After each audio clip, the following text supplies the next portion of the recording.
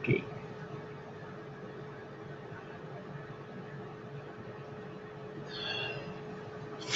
Guys, we are going to do some air fryer chicken tonight. I got my Chefman air fryer back there in the back. I picked that up at a store called Tuesday Mornings, and they have a lot of like really nice name brand appliances on sale. And I think I ended up getting that thing for like I think it was like 55 bucks or something like that. And it's one of the big giant family ones. It's like a 6 quart or whatever they call it. And that air fryer is one of the best ones that I've seen so far. And it's just an old school mechanical dial. On top, you've got your temperature, and on the front, you've got the amount of time that you want to actually cook the product for. And tonight, I'm going to throw some stuff in there. It's going to get cooking. And then while it's cooking, I'm going to be back here and I'm going to talk to you so we can kind of gauge on how long it takes for that stuff to cook. Angie got some new seasoning from somebody at work that she works with, and it's some kind of like barbecue seasoning or something like that. So I want to try the barbecue seasoning out on some of this chicken and see how it works. And then I'm going to talk with you about some experiences that I've seen with Durian Ryder, some of the live interviews, and basically how much of a clown he can be. And a pretty decent article that was written about him, and I think it's his ex-girlfriend now. But in the meantime, I'm going to bring the chicken over here so you can see what I'm doing. And then we are going to prepare it and put it in the air fryer. So let me get the chicken and bring it back over here.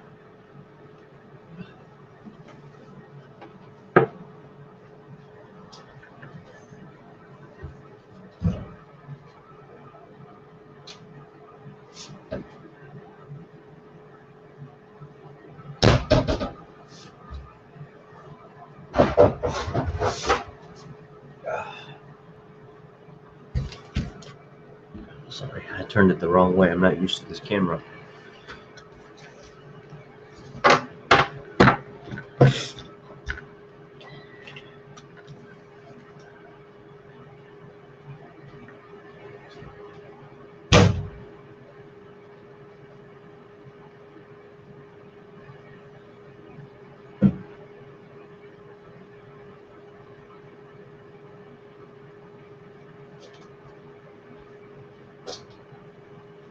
We're going to use this smokehouse barbecue seasoning on these. Hey, I'm Rich. The other guy was Troy.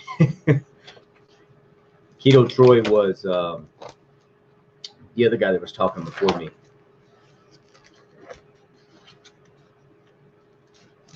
I'm the one that brought all the information and like all the stuff that I kind of researched up on what do you call it, the estrogen burger, and kind of brought to fruition some of the. Yeah, I did a live with Bart not too long ago in Keto Troy.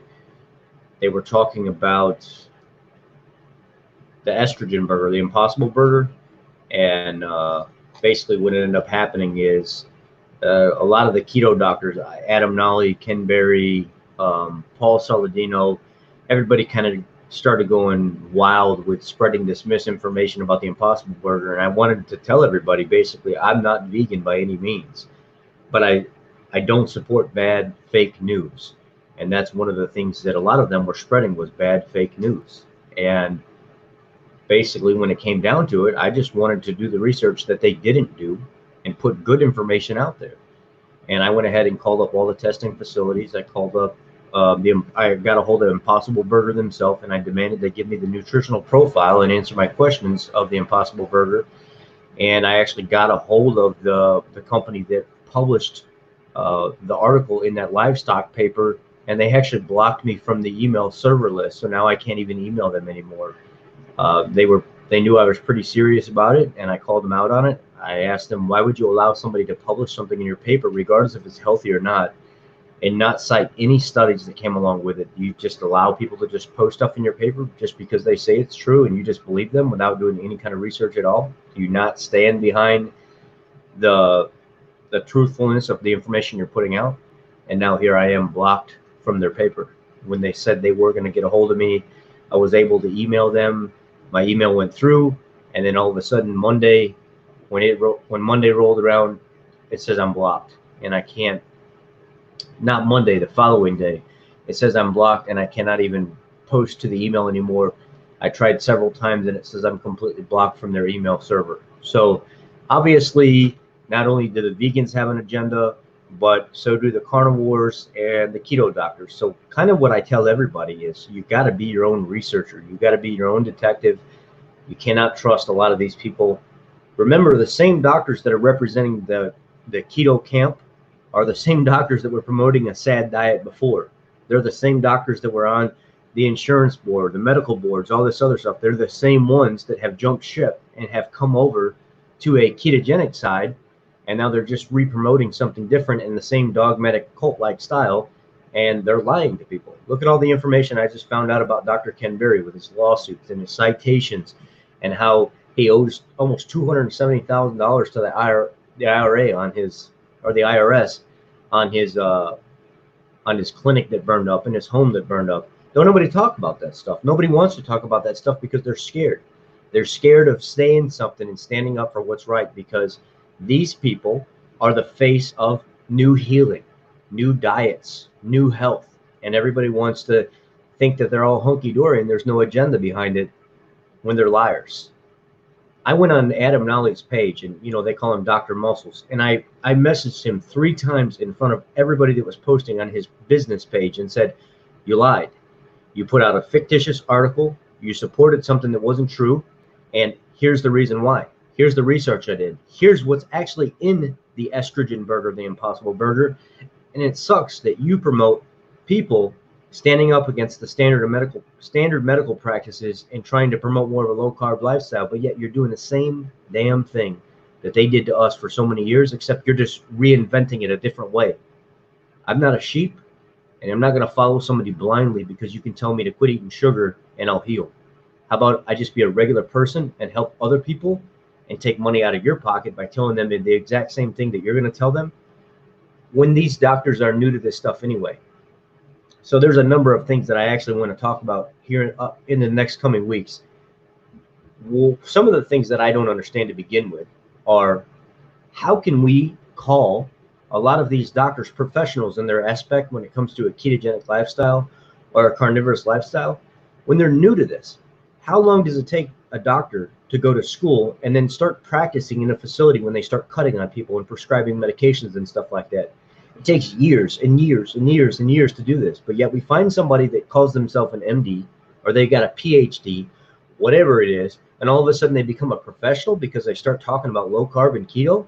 I mean, I remember when Dr. Paul Saladino wasn't even out of school yet. He was still a resident, and people were telling him he's a professional. He hasn't even graduated yet, but because somebody can talk nice and look nice and have a great smile, all of a sudden they become a professional because they're making a presence towards that professional lifestyle. You have to practice that lifestyle and get good at it and keep at it and keep at it and keep at it for a number of years before you can even be thought of as a professional.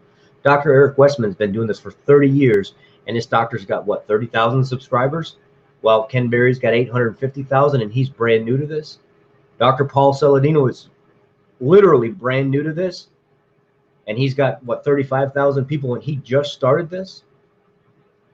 We've got this all mixed up. We've got this all wrong here. We're looking at all this stuff the wrong way, and nobody is speaking out about it. So that's why I'm here. I want people to know the truth. I want them to know the real deal, and I want them to know what they're dealing with and who they're dealing with. I don't care if they've impacted somebody's life in such a positive way that it's helped them lose 100 pounds. A liar is still a liar, and a thief is still a thief. And if you're lying and you're thieving from people, but yet you're still you're telling them good things that's causing them to heal, I can support the healing aspect of it, but I'm not going to support the lying, thieving part of it, and that's where I come in. People need to know that, because there are plenty of people out there like you and like me that tell people the truth, that don't have to lie and don't have to take things from people and can do it in a good, honest way. And that's what I'm here for. This is the channel that's the truth, and that's why I support the nutritional science watchdog Bart K, and that's how it's going to be. and it's not going to change. Let's prep this meat.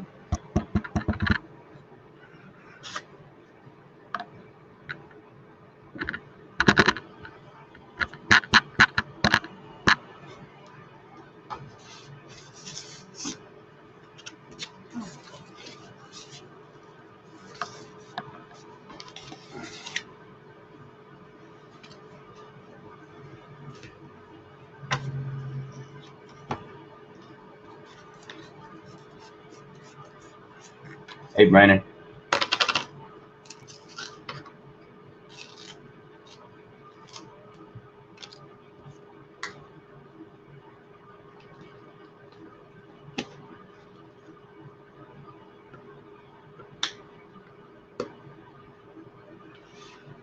Ken Berry is not really pushing supplements. It's not Ken Berry that's doing that. You got him confused with Dr. Eric Berg. Ken Berry's problem is he comes across as this nice, honest, sincere Southern guy with this nice Southern accent, yet people don't know what's actually going on behind closed doors with him. They don't know about all the taxes that he owes on the 2 facilities that burned up. They don't know about all the medical citations and stuff that he was involved in. They don't know about any of that stuff. They don't know how his wife has been in and out of trouble with the hospital she worked with before, and all the things that the local people that have lived around them for years and years and years have to say about them.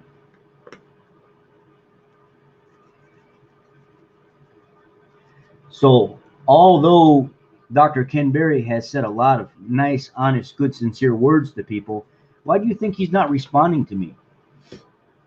Why do you think he's not threatening some kind of libel lawsuit or something like that? Because everything that I've said can be supported in some kind of way.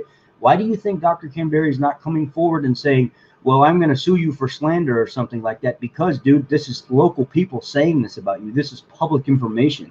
You can go on record and find the taxes and stuff that you owe. You can find all this stuff. You can find all of the criminal stuff. So if you really want to go to court and sue me and stuff like that, you're going to draw more dirt out on yourself in the long run than what it's worth. So guess what they do? They just sit there quiet because they know they're frauds, hoping people will keep following them like sheeple. That's why.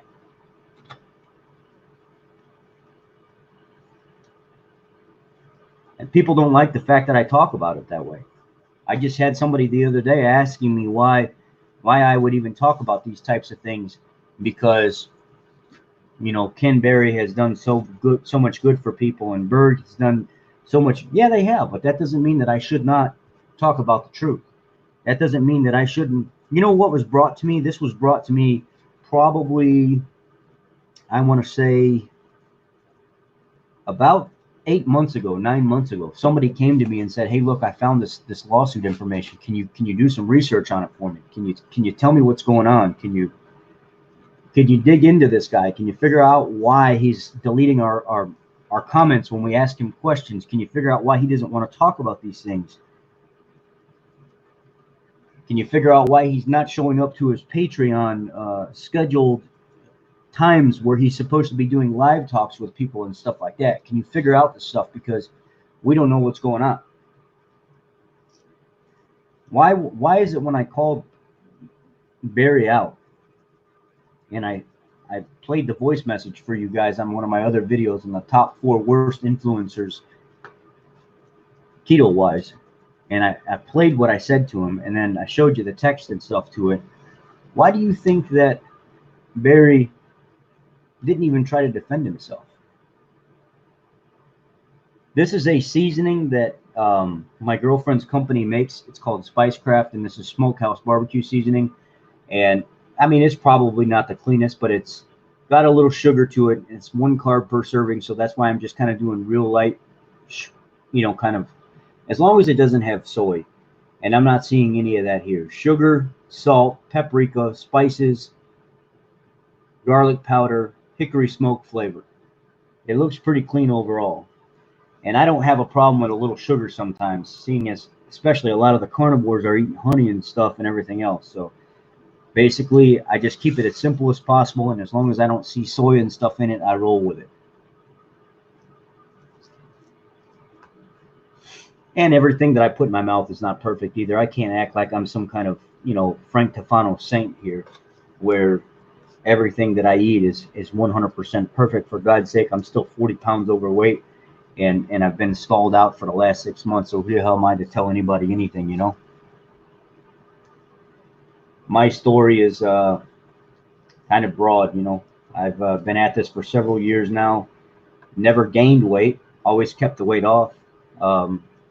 But you get so used to dieting and falling off and stress and everything else, you just try to do the best you can. I don't really fall off. I just make other choices sometimes that are not the best for me. I haven't done that in a long time, but I'm not a carnivore cop, so I'll never, well, anymore, I won't ever talk to anybody and tell somebody they're doing something wrong. I may suggest, but it's called Spicecraft Smokehouse Barbecue Seasoning.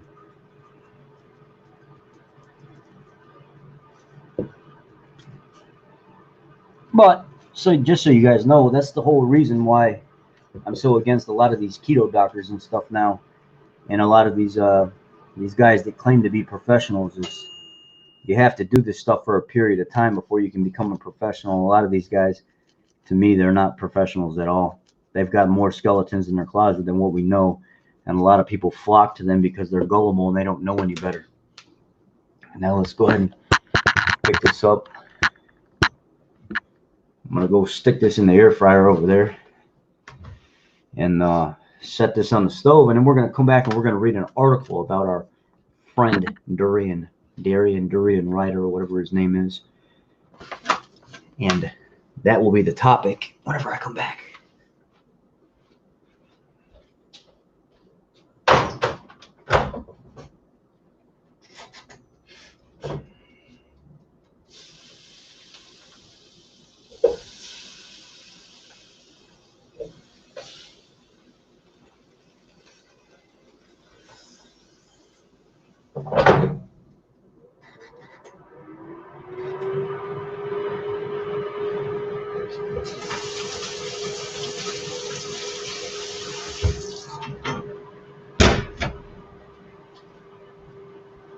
Okay, so let's see here. Finish drying my hands off so I can be proper. Take me a little swig of my FRYER. My what Angie's brother calls me my bougie bitch drink is what he says. When he sees us drinking San Pellegrino and FRYER, he says, "You guys are drinking like a bunch of bougie bitches, huh?" And I said, "That's not what I am, but I just like a little sparkling water sometimes."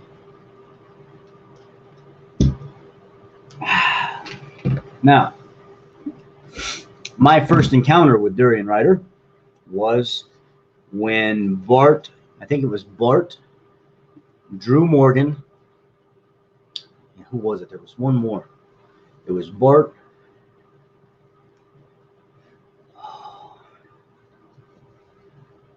I like Dr. Bosworth. I do like her, and that's the same with me.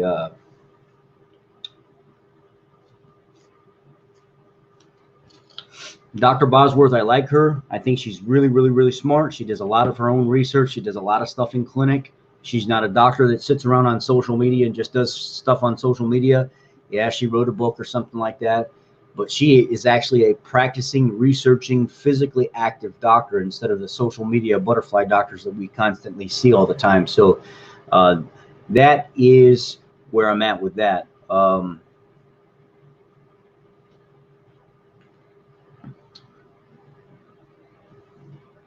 I don't know. I think it's because here, I'll tell you exactly why. Let's just go ahead and it's not just the carnivore and the keto community in general. It's the fact that Darian has made such an ass of himself in the social media community in general that people can't help but talk about him. I just received an article today, and I wanted to talk about it a little bit.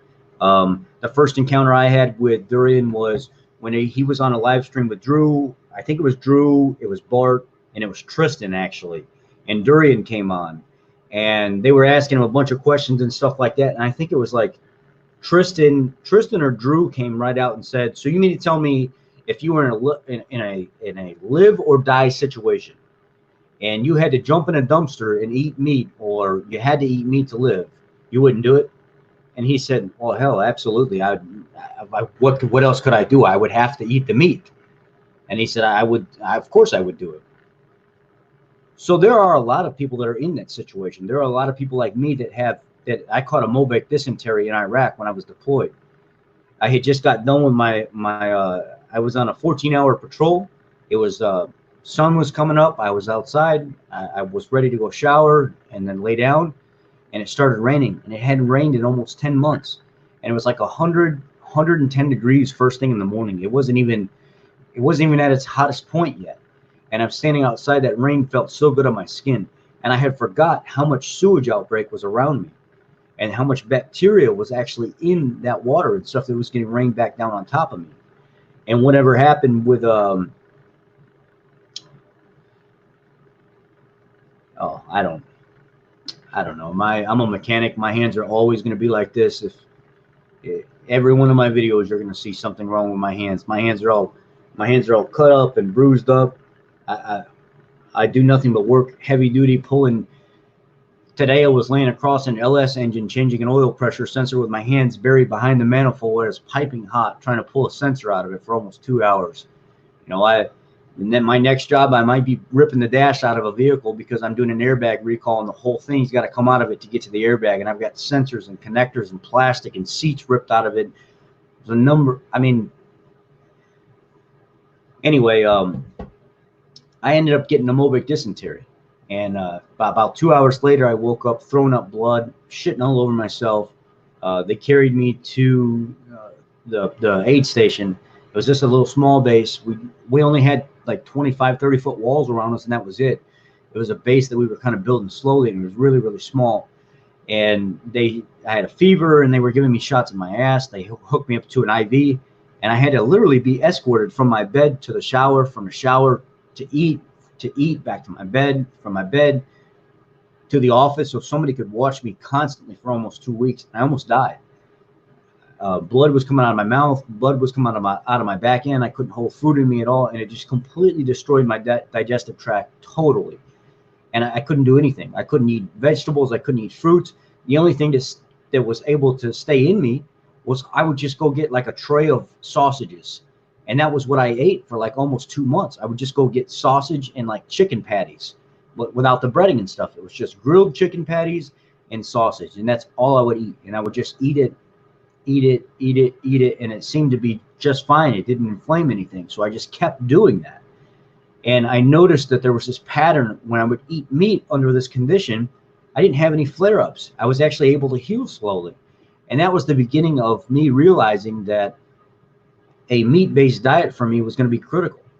And even after I went keto the first year, I ended up in the hospital twice, blood in my stool. And I was like, what's going on? And they said, man, you've got some kind of like severe form of diverticulitis, some kind of colitis thing that's kind of stuck around. It's in your system. And I said, well, what about the dysentery I got a few years ago? And they were like, you know what, that stuff doesn't just go away. It could actually float around in your system for a while. So you still may be dealing with having to rebuild all that mucin wall and that gut lining and stuff and all the bacteria that you're trying to replenish. So if being on a more meat-based diet works for you, then don't quit doing it. Obviously, you have to live. Well, and that's kind of where I went. I did that for a while, and I healed as much as I possibly could, and I kind of fell off track and started eating whatever I wanted. I started having those stomach problems and stuff coming back again, and I had to go right back to a more meat-based style diet. So that's where I am today. I've lost 157 pounds and kind of just slowly plugging along. It just it is what it is. I mean, you got to do whatever it takes to survive. And ideology is thrown out the window at that point. It's live or die. And when it comes down to live or die, you don't worry about what somebody else says. You just live. And if it's eating animal products and like spherage, biting the head off a squirrel to survive, that's what I would do. And that's exactly why that question, Accutane is very, very, very, very dangerous. And a lot of people don't even know the type of effect they could have, especially years of using Accutane. I want to go to that article now. I probably could share. I could screen share, but then I'd have to go log into Facebook and everything else. I'm just going to go. I'm going to click on it right from my phone. But anyway, that was the first experience I had with Durian when he was making himself out to be an ass on the live with Bart and Drew and Tristan. And I knew at that point right then and there that he was not somebody that was a stand-up kind of guy. But there's an article, and it's a shit article in the Daily Mail, but I think it probably hit right on topic of who Durian is. I could retire in 100 countries on the money I earn, pimping my girlfriend out, sleazy boast by boyfriend of Banana Girl, lifestyle guru revealed legal battle with Bikini Girl. The boyfriend of a diet guru famous for eating 51 bananas a day claims he could retire in 100 countries due to the $10,000 he makes a month pimping her out across YouTube.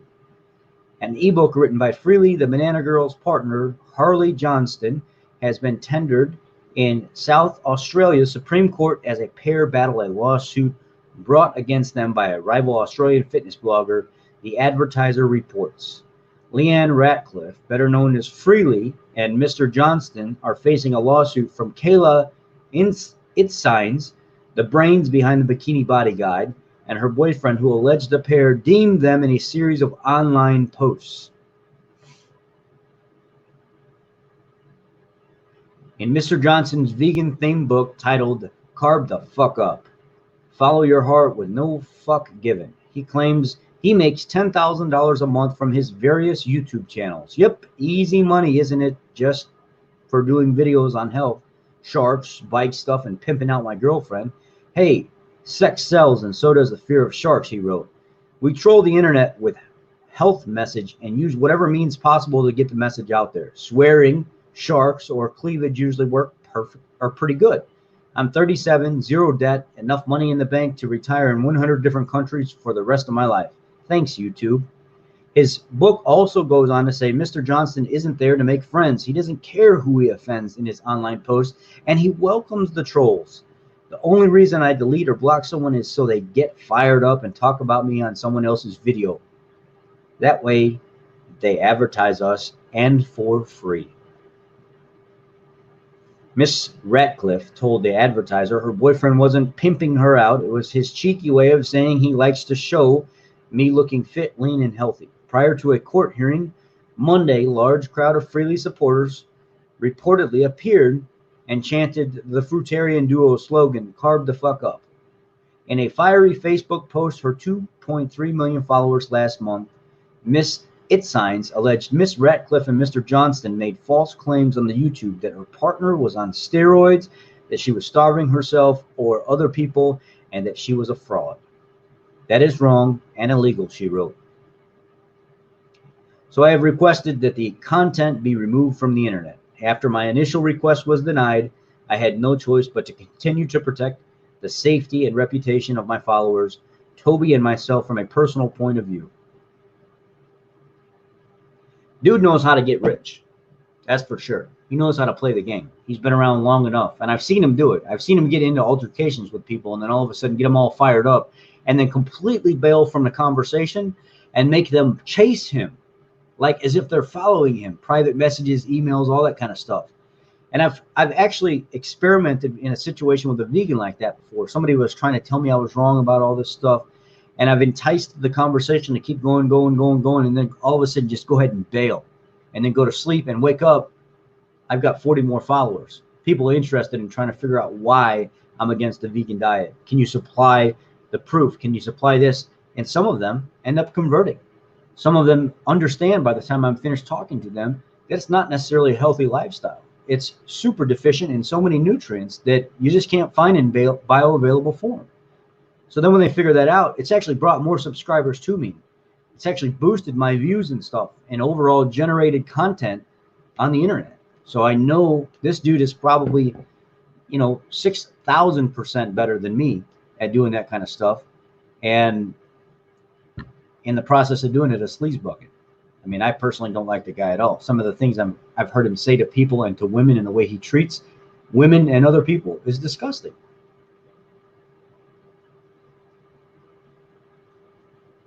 I gotta. I tell vegan chicks that I'm vegan just to get in their pants. Is that wrong? Oh my God. Bob always has the one-liners. Uh, Here he says Harley knows how to get the cash. He surely does. Um, you know who annoys me the most? Should we do a YouTube share real quick? Should we go ahead? I don't know. People are going to be like, "Oh, you're bashing YouTubers and you're bashing." So I so badly would want to show you guys who annoys me, but then I think to myself sometimes, is that really the right thing to do? I have actually went to her channel, and said stuff to her before to let her know how silly she is. To hell with it. I mean, we're here already. Let's just freaking do it. Who cares? What's her name?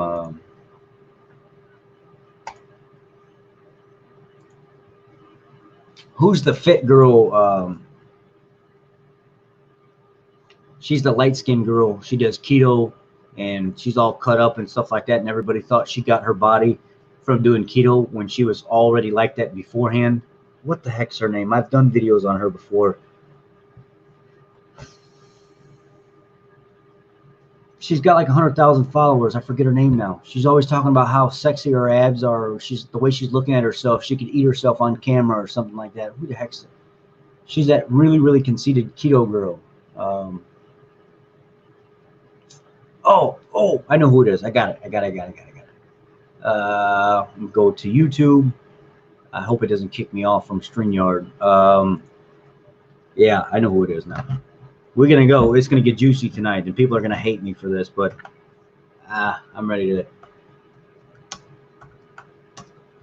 I'll screen share this. Yeah, see, her content hasn't changed at all. She's been stuck at the same subscribers forever. I'll screen share this for you guys.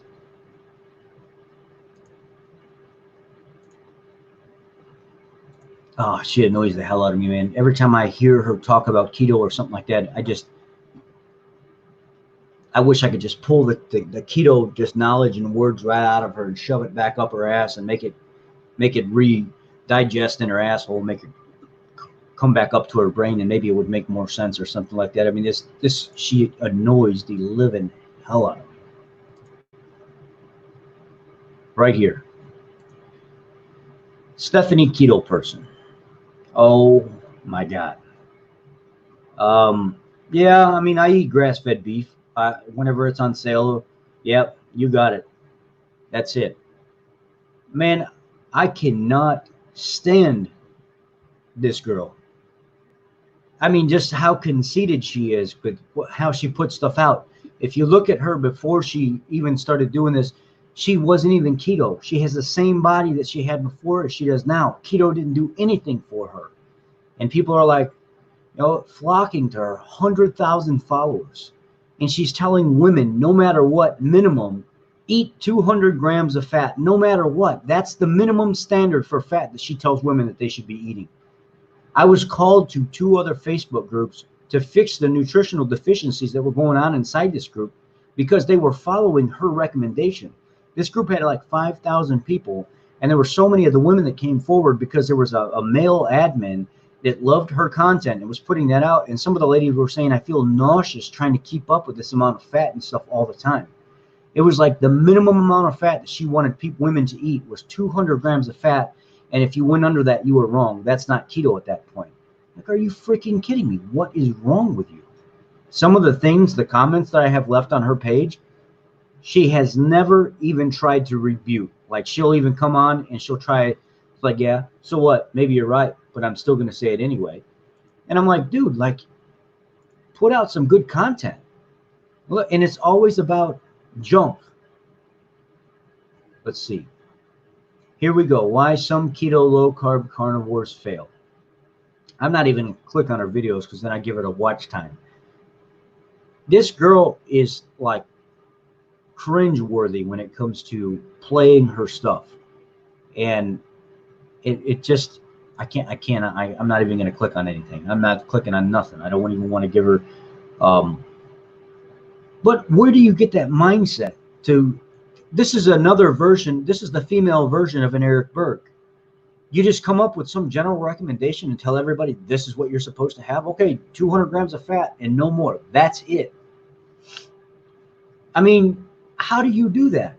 How do you take a 140-pound woman that doesn't have any weight to lose and tell them that you're supposed to be 200 grams of fat and that's it? Or maybe a 160-pound woman or a 180-pound woman that has 10, 15, 20 pounds to lose and 200 grams of fat minimum. That's it. If you've got fat on your body to lose, there should be no way in hell that you're trying to cram 200 grams of fat down your face at 180 pounds. But she's telling women that they should be doing that. How do you get away with doing that and expect for people to take you serious? Obviously, somebody does. She's got 95,000 subscribers. I mean, get real. It doesn't make any sense. And I hear her talk about recommendations and how she stands in front of the camera and grunts her abs and everything together and stuff. Like, oh yeah, that's it. That's the keto abs right there, baby. That's the low carb abs right there, baby. And then I'm like, wait a second. I looked at you before you even became keto, and you had the same abs. Carnivore, keto, none of that did anything.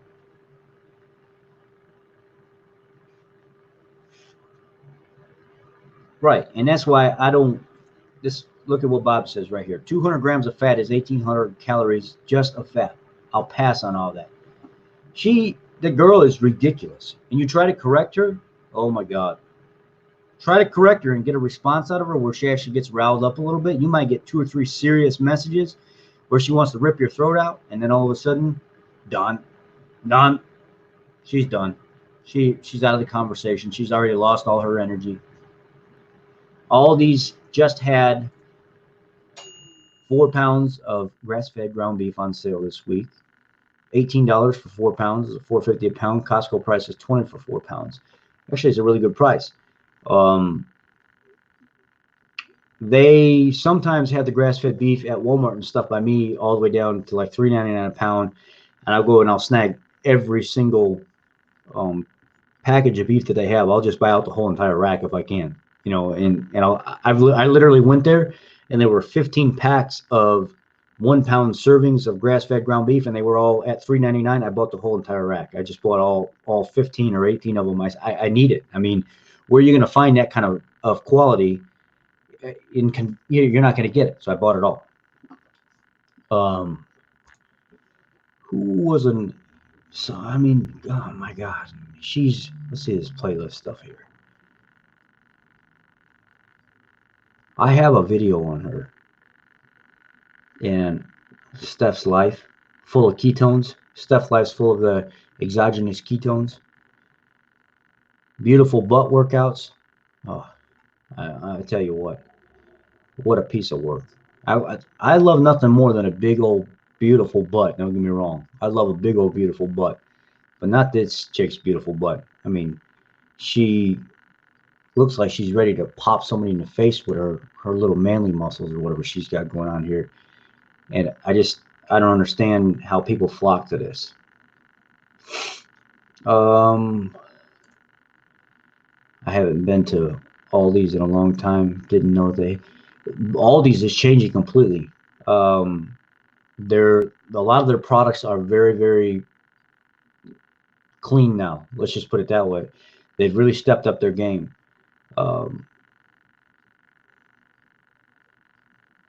There's so many people I would love to biff up. Yeah, I could agree with that right there. That is, she just annoys the mess out of me. It just goes on and on and on. Who's another person on here while we're at it?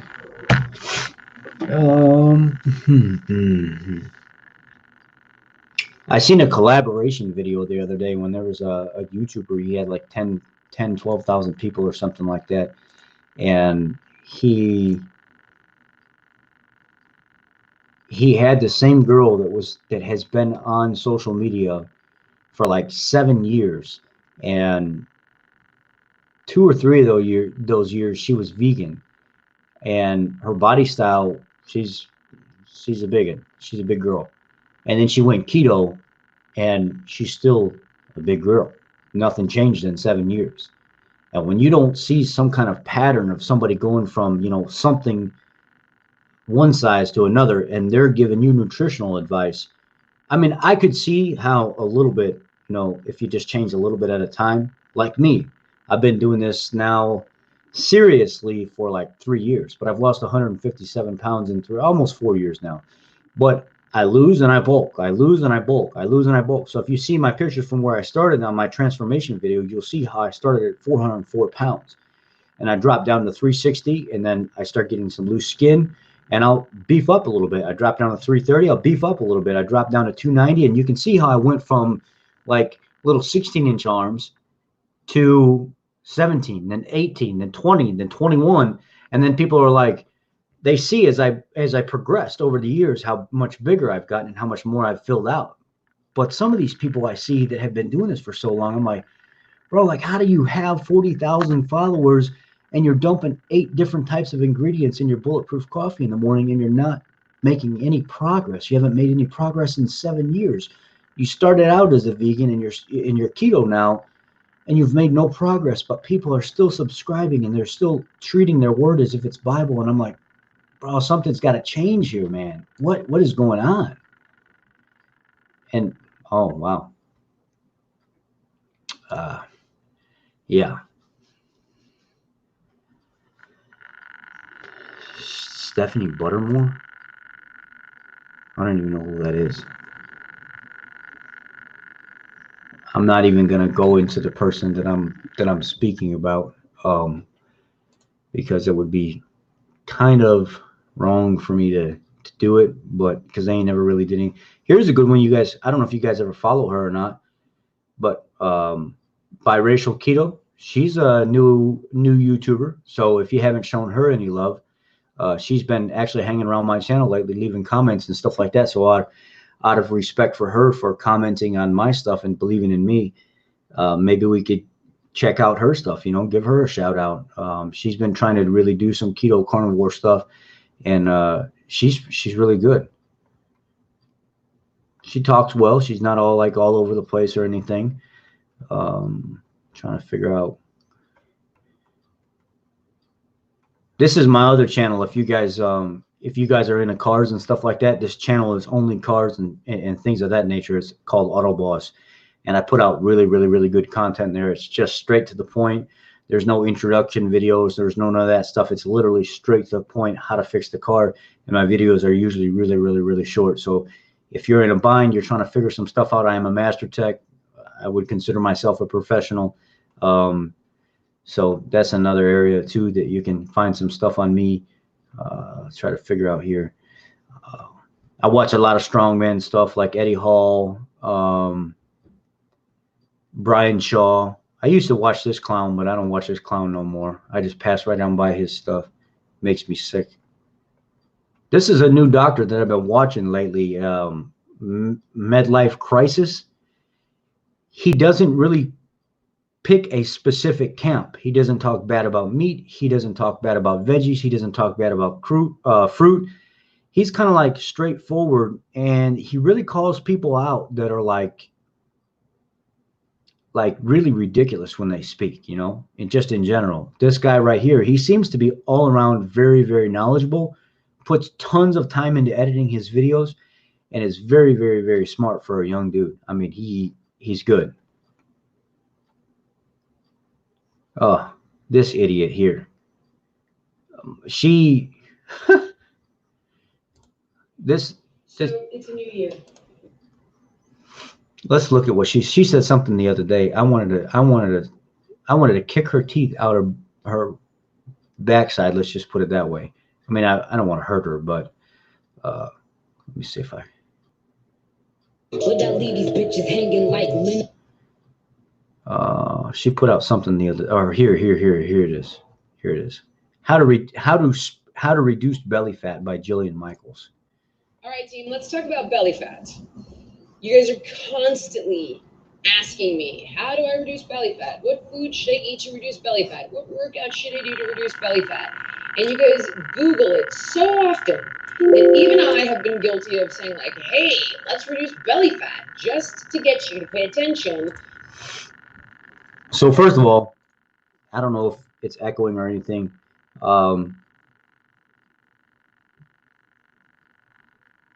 So I've heard about zero carb health, but I've also dealt with a lot of people that go there and they can't adhere to their standards and stay at their level, and they have to back off and go to somebody that is more kind of level-headed, not pushing. Um,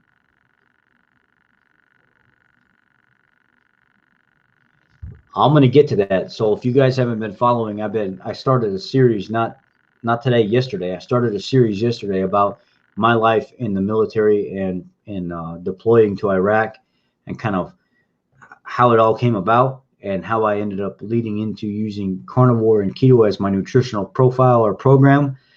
That started yesterday. So I have 2 videos out. The first one's like 7 minutes, the second one's 8 minutes, and I want to do something small each day. On the weekends, whenever I do a video, it's going to be probably twice that amount. And a lot of people have asked me to do that because they said, we like listening to your experiences in life in general. I'm going to be 34 years old this month, and I've done so much in such a short amount of time with everything that I've been through. People are like, could you just start telling your story? People could learn from you.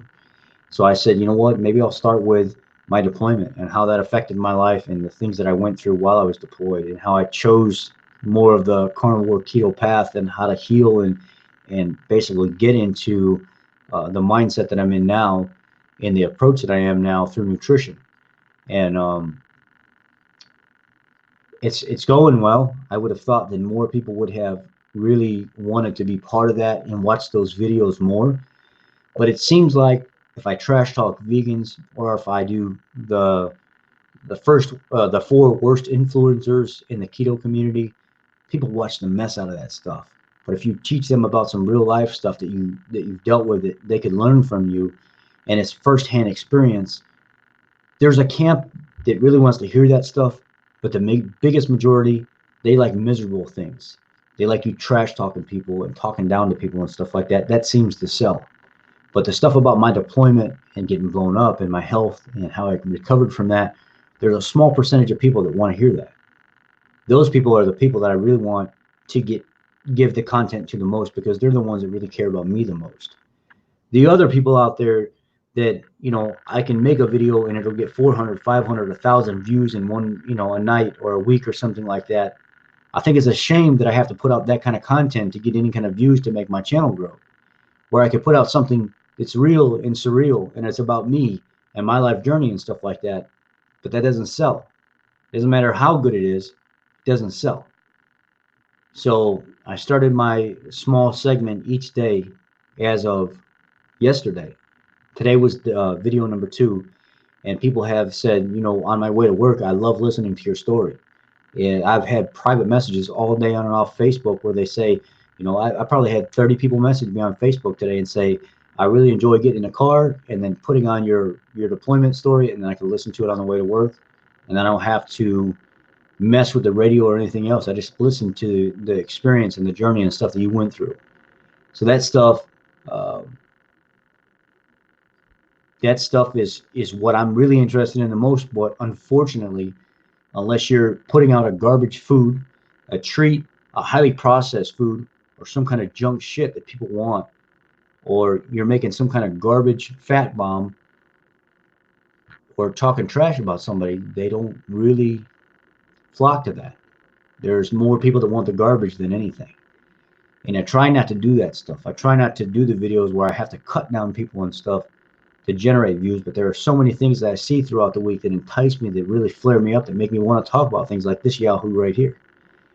I just seen this the other day and I wanted to say something about it, because this lady is the biggest idiot in the fitness industry. She's been the biggest idiot for years. And it enrages me whenever I see her and people following her and thanking her for advice when she doesn't even, it's like she's talking out of her ass anyway. So let me play this. I'm going to talk about this before I get too flared up, and then, yeah. The actual answer. So basically what they're asking about is here, how to spot reduce belly fat. You can't spot reduce belly fat. You can tone muscles in that area. You can do different exercises to make that area tighten up, to make it look like you reduced belly fat.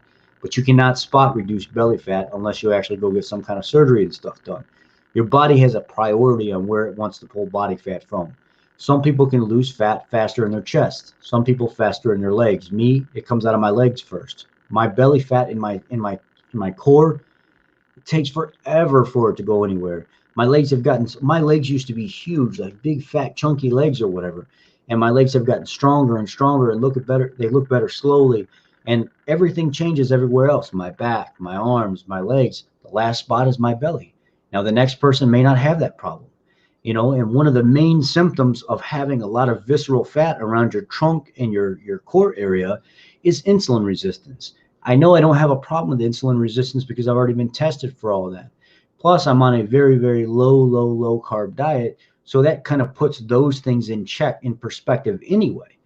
So spot reducing belly fat is not something that you can really do unless you have surgery. You literally have to let your body take what it needs to take from where it needs to take it, the way it wants to take it, and you don't have no choice in that matter. First of all, we cannot spot reduce fat. I agree with her on that. Physiologically impossible. You go to a doctor, they can liposuck it out of your body. It's expensive. There's all kinds of side effects. It's unnecessary. I don't recommend it, but that's the only way to do that. Okay? So the way in which our bodies store fat is dictated by your hormone balance. So that's why you see things like a woman is a pear, a woman can be an apple, or we can be evenly proportioned, right? But men are always apples. If you see a guy who has fat on his lower body, he likely has a hormone imbalance. So what is this saying? So this is saying that belly fat is predominantly based on your testosterone levels. So if we have more testosterone. And this is where she's wrong here. Belly fat is not predominantly based on your testosterone levels. It is all dependent on the type of person that you are. Everybody's genetic makeup is different. My belly fat is centralized right to my core, and that's where most of my belly fat will sit. Now, I don't have any problem with my testosterone levels at all. Zero. So if what she was saying was true, then I could look at myself and say, well, my doctor's obviously lying to me then. No, Jillian Michaels is the one that's lying. She's not the forefront, or she's not the most knowledgeable when it comes to hormone levels and stuff like that. She knows some stuff about it, but she's very, very, very unintelligent when it comes to this stuff. And I notice when I watch her videos, she makes up a ton of stuff as she goes, and she doesn't even really pay attention to what she's saying. And she'll often look out into space to kind of regain her train of thought, and then she'll come back and she continues on, and it's almost as if she stumbles on top of herself. And I'm like, dude, you're lost. Anybody can see this that really knows what they're talking about when they watch you talk about things. We're more prone to store excess energy as fat on our abdomen. Now, if you're an estrogen-dominant female, you're going to store more weight in your lower body, which is my blessing. Oh, my dog's very passionate about that. Okay. So we can't spot reduce fat, so what do we do, right? There's got to be an answer. We've got to reduce body fat overall. Now, there is no diet to spot reduce fat. There are no foods that burn fat. And this is where she's wrong. She's constantly on this calories in versus calories out kick. She doesn't think there's any types of foods that help speed up fat loss. Actually, there are plenty of foods that actually increase the thermogenic effect of what goes on inside the body. Good quality sources of protein, good quality, especially when you start getting that mitochondria function where more energy and stuff is being created. So if I'm on a predominantly meat-based diet, I notice my testosterone comes up substantially. The way I burn through calories and stuff comes up substantially. My diet is controlled better. My insulin levels are really low. My glucose levels are really low. And that is the key when it comes to fat storage.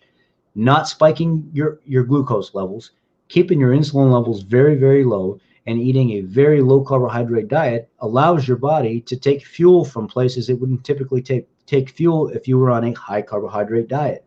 So where she starts talking about hormones, she also loses herself in the hormone aspect as well, because she doesn't really know how to explain things correctly.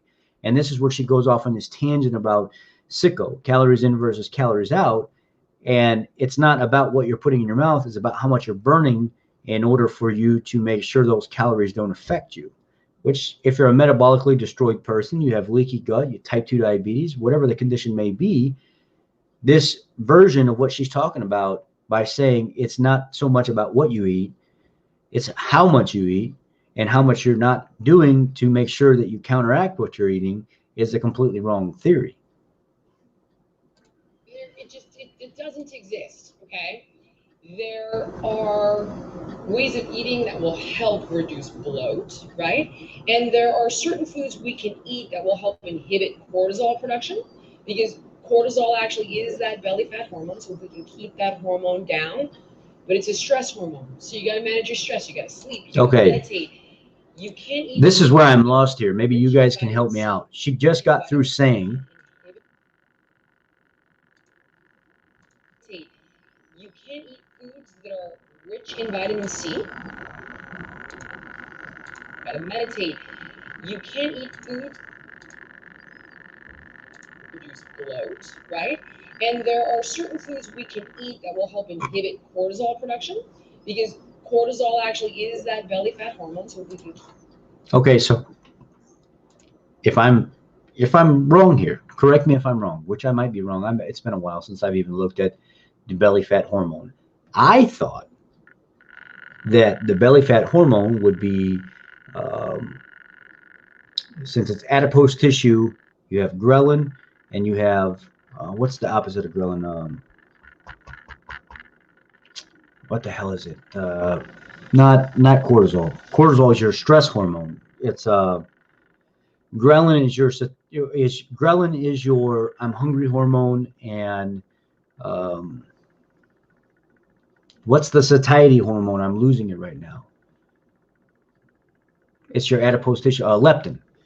Your leptin levels. Leptin is your belly fat hormone. The more fat you have on the body, the more leptin gets released as its signal to say, hey, I've got plenty of fuel on my body right now. She's calling cortisol as the belly fat hormone. Am I thinking of this wrong here? Is she wrong? Let's look here and see what we got going on here.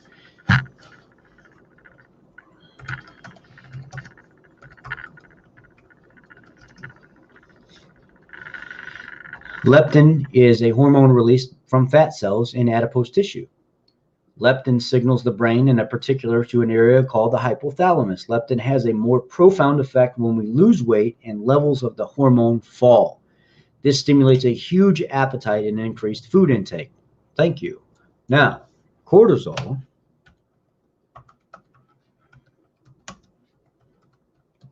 is your fight or flight hormone, or your stress hormone, your anxiety kind of deal. Let's see here.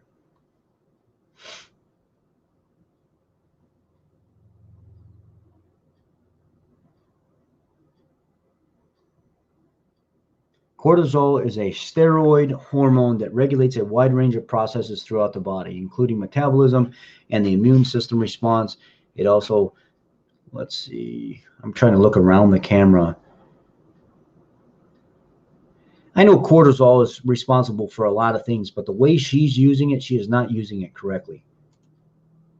Cortisol is a steroid processor of the body metabolism. Immune response also has a very important role in helping the body respond to stress. It's more of a stress type hormone. It slows down your metabolism. It increases your metabolism. Your cortisol levels are taxed by excessive amounts of caffeine, stress and stuff in your life in general, excessively going to the gym constantly, stimulating the body in a way that it's constantly being stimulated to that beyond point where stress levels start to rise, which raises cortisol levels, which can inhibit metabolism and things like that. But the way she's using it here, she's not using it correctly at all. And this is one of those things that I pinpoint when I listen to her talk. You're not using these things correctly. You're not using the terminology correctly. And the way you explain things, if you're just some layman that doesn't know exactly what she's talking about, she doesn't actually understand it herself. And that's one of the reasons why I wish people would just stop watching her. The hormone she's talking about and the way she's explaining it would be your leptin hormone. If you're constantly, if you have excessive amounts of body fat all over your body all the time, and the leptin hormone is constantly getting released all the time, Just like insulin resistance, you can have leptin resistance. Your body doesn't know when to shut things off. Your body's going to think, I've seen leptin for so long, I'm so resistant to it now, I don't know what I'm full means anymore. Sure, you're going to feel like you're hungry all the time, but you're not going to know what I'm full means. Just like ghrelin. If you're excessively, or if you're under eating all the time, somebody that under eats all the time, eventually they're going to get to the point where ghrelin's released all the time. They're going to become resistant to it. That's why you see a lot of people that never eat. They're like, are you hungry? No, I'm not hungry. I'm okay. I'm not hungry. It's because they've chronically and consistently did this over and over and over again. Their body doesn't know how to respond to those types of hormones anymore. So you might find somebody that has had tons of body fat on their body their whole life, and all of a sudden, just like insulin resistance, they get the same type of resistance from leptin. You're like, man, how are you hungry? Look how big you are. Well, they don't know what that hormone is anymore. They need to go a period of time staying away from food, doing longer periods of intermittent fasting, extended fasting, and stuff like that, so their body can start eating away at that fat, so it can start taking away some of that hormone signaling that's always there. So then it actually starts to feel the regulation between ghrelin and leptin. But people don't ever talk about that. These keto doctors and stuff don't ever talk about that stuff.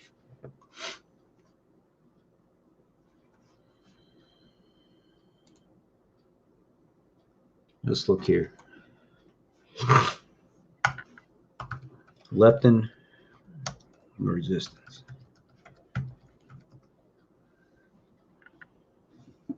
which means your leptin is high, which means you're fat, but your brain can't see it. In other words, your brain is starved while your body is obese. And that's what that's what the obesity is. It's brain starvation. When your leptin levels are low, food is even more rewarding. It's because you've been constantly releasing leptin in the system for so long, your brain doesn't even know that that means I'm full. I've got plenty of energy on my body. Quit eating. And who talks about that? Nobody talks about that stuff. Nobody does. Let's pull this chicken out of here and get this cooking before it goes bad. Let me stop screen sharing.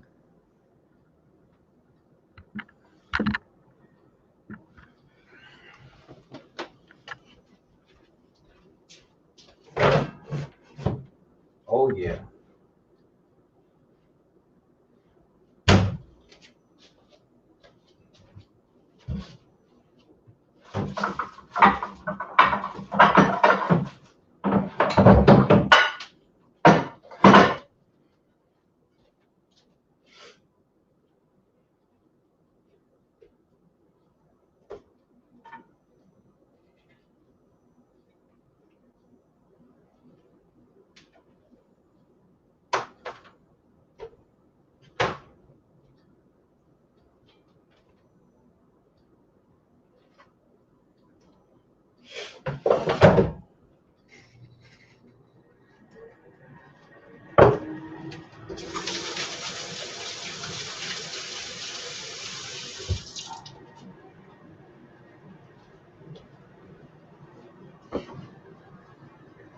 Came out perfect.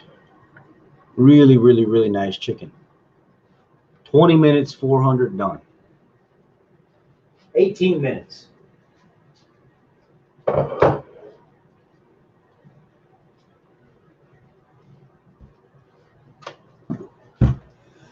So, what else we want to talk about? Let's see if I could. What else are we talking about, guys, while we're doing this? Y'all want to get off of here?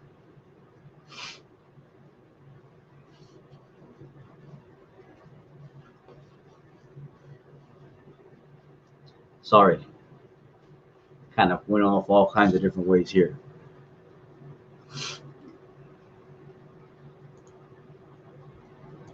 Leptin resistance. I think this is something that we really should talk about more, and we don't. Maybe this is something I can get Bart to come online and talk to me about. Well, talk about histamine intolerance. We can hit up histamine intolerance and leptin resistance the next time we jump on here and get his thoughts on that as well, since he is the professional when it comes to that. And that is not I, but I try to be. I try to be some kind of versed in something. Leptin and leptin resistance, everything that you need to know. And a site that I really like too, which I'll share with you guys, is share screen, Chrome tab, leptin resistance, share. Get rid of this up here. I like this health line. I mean, I don't know why, but I always feel like it has pretty neutral advice. Many people believe that weight gain and loss are all about calories and willpower. However, modern obesity research disagrees. Scientists increasingly say that a hormone called leptin is involved. Leptin resistance, in which your body does not respond to this hormone, is now believed to be the leading driver of fat gain in humans. That's what I keep saying. That's what I've been pushing for years now, but it's just not catching on. This article explains everything you need to know about leptin and how it's impacted in obesity. Meet leptin, a hormone that regulates body weight. Leptin is a hormone that is produced by your body's fat cells. It is often referred to as a satiety hormone or the starvation hormone. Leptin's primary target is the brain, particularly an area called the hypothalamus. Leptin is supposed to tell the brain that you have enough fat stored. You don't need to eat and can burn the calories at a normal rate. It also has many other functions related to fertility, immunity, and the brain function. However, leptin's main role is long-term regulation of energy, including the number of calories you eat and expand, as well as how much fat you store in your body. The leptin system evolved to keep humans from starving or overeating, both of which would have made you less likely to survive in the natural environment. Today, leptin is very effective at keeping us from starving, but something is broken in the mechanism that is supposed to prevent us from overeating. Summary: leptin is a hormone produced by fat cells in your body. Its main role is to regulate fat storage and how many calories you eat and burn. Impact on your brain: leptin is produced by your body's fat cells. The more body fat they carry, the more leptin they produce. Leptin is carried by the bloodstream to your brain, where it sends a signal to the hypothalamus, the part that controls when and how much you eat. The fat cells use leptin to tell the brain how much body fat they carry. High levels of leptin tell your brain that you have plenty of fat stored, while low levels tell your brain that the fat stores are low and you need to eat. When you eat, your body fat goes up, leading your leptin levels to go up. Thus, you eat less and burn more. Conversely, when you don't eat, your body fat goes down, leading your leptin levels to drop. At that point, you eat more and burn less. This kind of system is known as the negative feedback loop and similar to the control mechanism for many different physiological functions such as breathing, body temperature, and blood pressure. One way to look at this type of system is whenever a vehicle sees what's going on, something negatively happens inside your car, you will, or the computer has basically what's a block learn system, especially the older style. It sees something consistently going on that's wrong all the time, and then all of a sudden it says, you know what, it's going to keep going on. I need to adjust for what's going on now, and this starts to look normal in that situation. So the vehicle backs off timing, adds more fuel, adjusts cam phasers, things of this nature, so it starts to run okay in a bad state. The same way that the body does. It says, okay, obviously you're not going to change anything here. You're going to keep doing the same thing over and over again. I'm not going to change anything about what's going on. So I'm going to go ahead and start to learn to live at this overweight condition with high leptin levels, and I'm just going to not know what to interpret, but we're just going to make this work for right now because obviously this is what you want to do. The same thing happens in your car and the mechanism that controls things in the vehicle. That's why I look at things in the body the same way that I look at things in a car, in a circuit diagram, the way computers have inputs and outputs and control things. There are different types of actions that require other actions, and sometimes those actions can't happen, so the computer says, you know what, if it can't happen, I'm going to try to figure out how to get by in a broken state, and we're going to try to make this work. You're not going to be efficient, but we can still continue. It's going to be in a limp mode, a safety mode, whatever it may be, and your body does the same exact thing through the same exact process. Summary: the main function of leptin is to send signaling to your brain to tell you how much fat is stored in your body's fat cells. What is leptin resistance? People who are obese have a lot of body fat in their fat cells. Because fat cells produce leptin in proportion to their size, people who are obese also have very high levels of leptin. Given the way leptin is supposed to work, many obese people should naturally limit their food intake. In other words, their brain should know that they have plenty of energy stored. If you can do the mind over matter thing, you can look at your body and say, obviously, you've got enough stored all over the place. Obviously, your brain is not able to interpret what's going on chemically, hormonally, because you've done damage for so long. So obviously, mind over matter is don't eat. It's not that easy, I know. However, their leptin signaling may not work. While copious leptin may be present, the brain doesn't see it. This condition is known as leptin resistance. It is now believed to be the main biological contributor to obesity. When your brain doesn't receive a leptin signal, it erroneously thinks that your body is starving, even though it has more than enough stored energy. This makes your brain change its behavior in order to regain body fat. Your brain then encourages eating more, reducing energy expenditure. This is what I was talking about with that type of block learn system with vehicles. It sees there's a problem. It knows there's a problem. You're continuing to run it at this problem rate. Now all of a sudden it says, well, I'm just going to have to add more fuel and I'm going to have to contribute to the problem. But that's how we have to do it right now to make you operate in this state, because that's what you want to do. And it learns to be in that state until you get a computer out to erase that state and reset its parameters back to a neutral, solid state so it can relearn good, healthy habits. Kind of like how you have to relearn and erase your state so you can relearn good, healthy habits.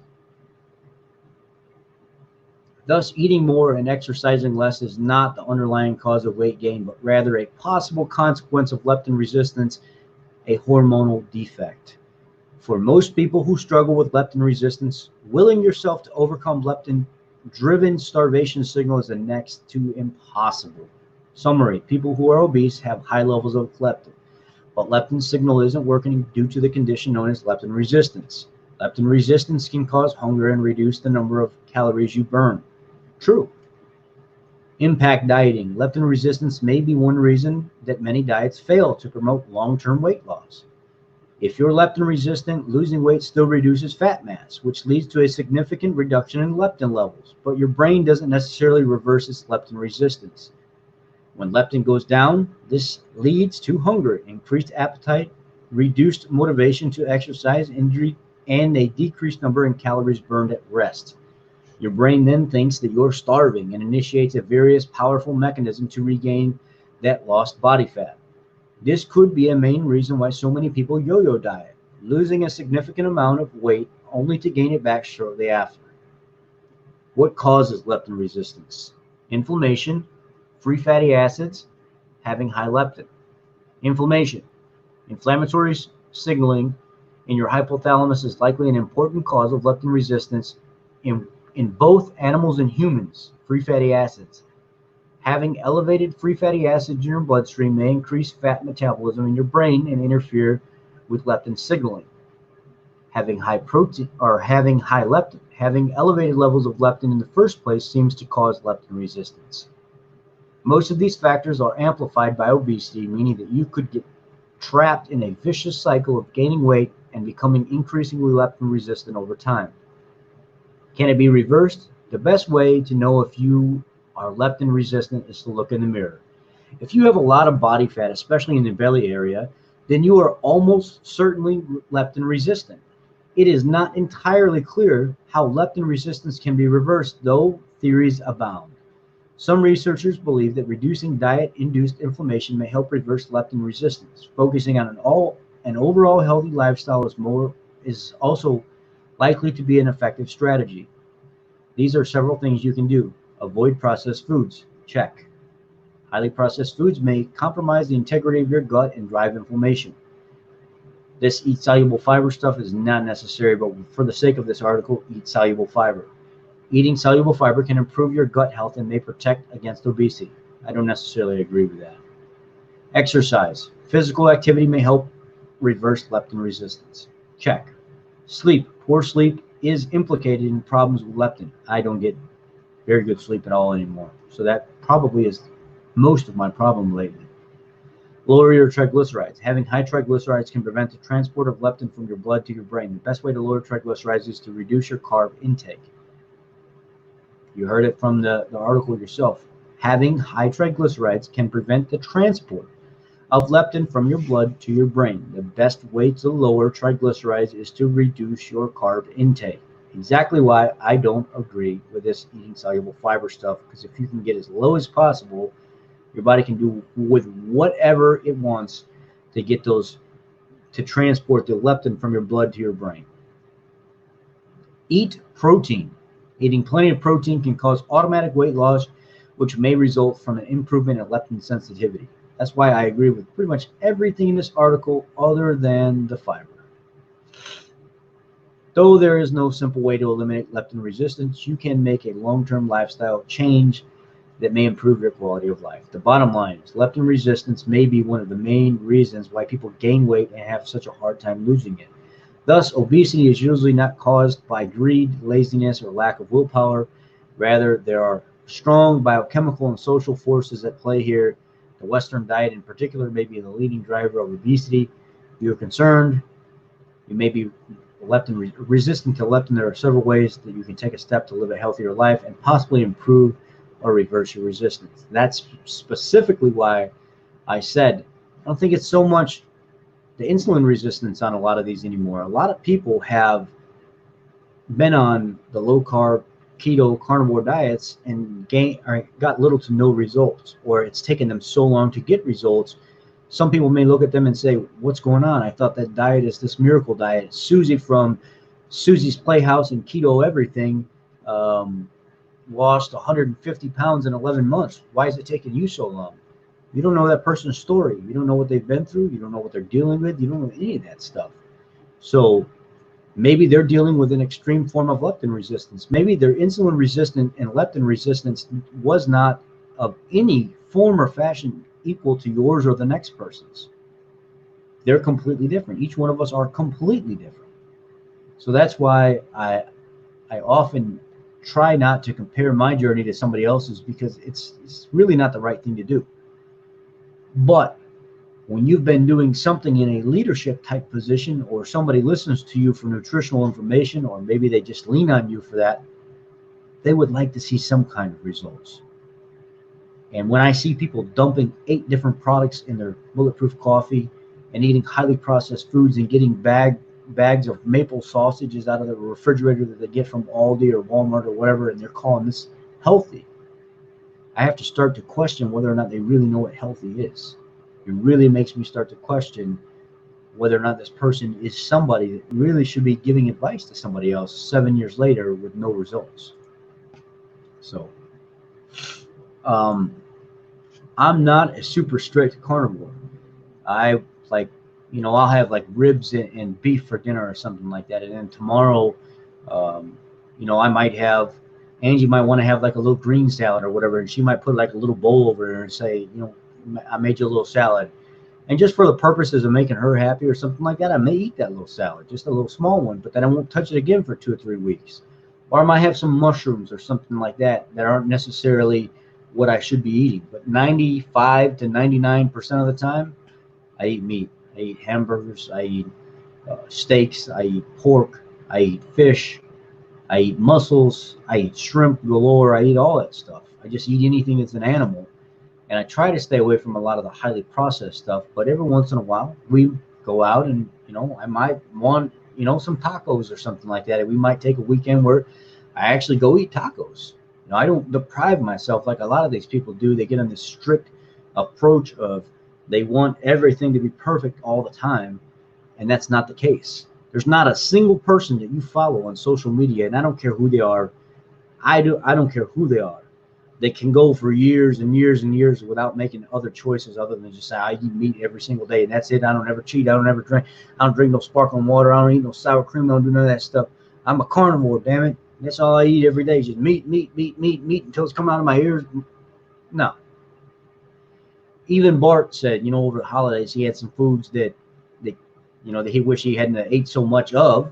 But we make those choices. It's a life. I mean, it's choices that you make. I'm not super strict by any means. If I went an entire month or 2 months of eating nothing but meat, and then Angie said, "Hey, can we go out for tacos this weekend?" Absolutely, we can. Let's go. I eat 10 tacos sitting right there and look like a stuffed pig rolling me down the red carpet trying to get out of this place. If I have to have 2 or 3 people pull me out the door because of all the damn GMO corn that's in the shelves, but I'll do it. I mean, I'm not. Woo, this place is smoky right now. Let me go open this back door. Woo-wee.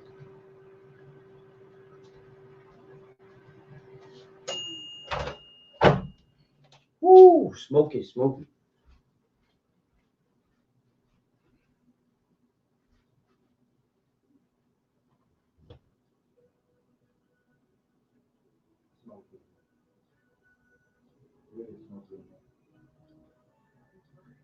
No.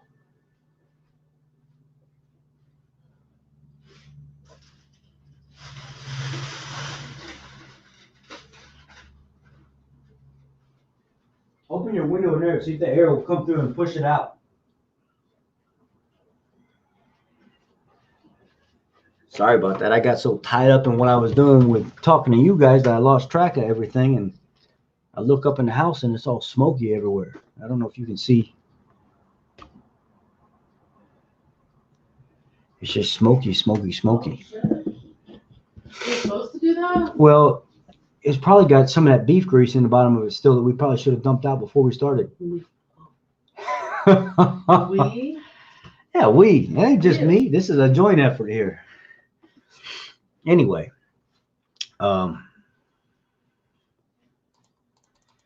so here's the thing. I got to try to lose as much weight by March 30th, though. So I'm going to be doing a lot of fasting and a lot of straight carnivore with like little to no other foods involved because I got a hernia by my belly button. I started getting back into weightlifting real heavy again, and I started pulling some heavy weights, and I was getting with some younger guys at the gym that were really working me pretty hard, and I was able to keep up with them. But some of these younger guys, man, trying to keep up with them. Here I am. I'm 34 years old this month. These guys are 25, 26 years old, and they're in their prime. Trying to keep up with some of them was extremely difficult. And then all of a sudden, one day I felt some pressure by my belly button. I pushed a little bit. I said, "Man, what is that?" All of a sudden, I pushed, and it felt better. And I felt a little pop. I was like, "Oh, I got a damn hernia." And sure enough, they did the CAT scan and all that other stuff, and they said, "Yeah, you got a small hernia." So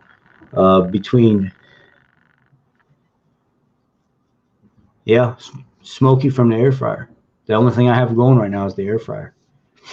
But what I did was I cooked like 10 beef patties in it, and I left the grease in the bottom of the pan. I didn't clean it out. And I bet you that from turning over and over and over and over and over again like that with the chicken and stuff in there, it's just adding to probably too high. Yeah, smoke from the air fryer.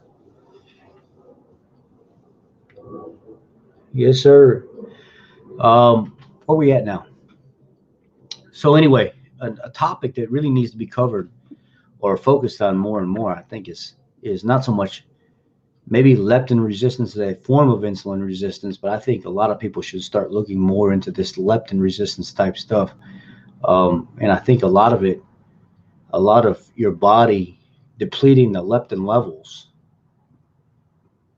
people are going to have to do a lot of fasting. I would try to get as much body fat off of my body as possible, or a lot of really low carb, clean eating, like super, super low carnivore type stuff, in order to really start trying to deplete as much of that stuff off your body. And when we were reading the article, they said one of the main points was protein levels is super important to reverse leptin resistance as a theory, and reducing the carbohydrates sounded like as low as possible. And that's what you do. Yeah. When I go to the gym, I get stupid, like stupid. I just try to go all at it, and I can't step into it slowly. And, I'm trying to show these guys that I'm, the old man is just as good as they are or whatever. And here they are, much younger than me. And, you know, I'm stronger than them and stuff like that. And you get to showing them and working out every day and feeling good about yourself. And all of a sudden, you don't realize you done lost all this weight and you're trying to do something.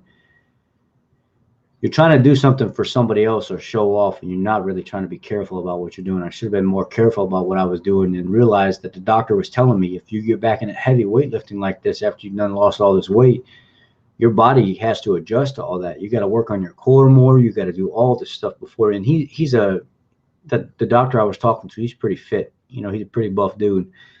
And he was like, I noticed in his patients, he said people that lose a lot of weight really fast are the most susceptible to hernias and stuff like that because they don't know how to pace themselves. They get this new weight, this new life and stuff, and all of a sudden they just go overdo it and they exert themselves all the time, and they don't ever fix that issue that they've been dealing with completely, and re-strengthen some of the areas that you don't have fat around your core and stuff anymore to help support all that. So now you have to build up even more muscle tissue to support what a lot of that fat used to support. And I remember I used to get into my heavy squats. You know, I put 405 on the bar, and I used to come down real slow, and I'd use my belly when I was powerlifting. I would use my belly to push into the sides of my legs. So I'd open my legs kind of wide. I'd have a wide stance, and when I'd come down, I would have my belly sitting back. I would have more of my ass would be further back, and I would rest my belly on the tops of my legs. So when I would squat and get in that real deep squat position, it wasn't all completely muscle driven. I was actually using my body as an advantage. And then whenever I go to push up, it was like my legs were forcing myself into my belly so I could actually stand up in a more straighter position than most people could. And I was using my fat to my advantage to lift the weights. And people were like, oh, you know, you're going to have a heart. It's easier for fat people. And that's what a lot of people don't understand. That's why a lot of like the big world's strongest men, they're big, hefty, chunky kind of guys, but they're big, swole, chunky kind of guys.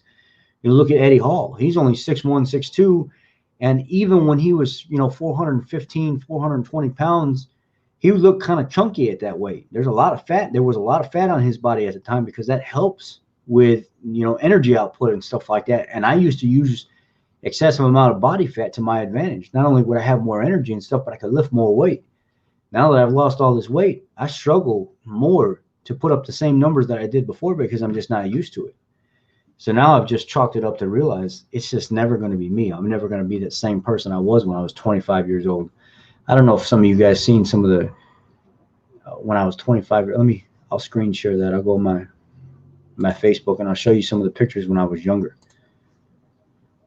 I was never like a cut up, real thin kind of guy, but I was very big, very, very, very strong.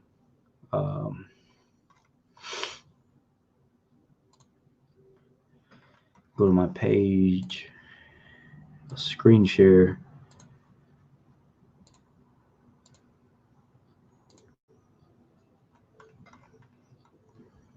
This was me.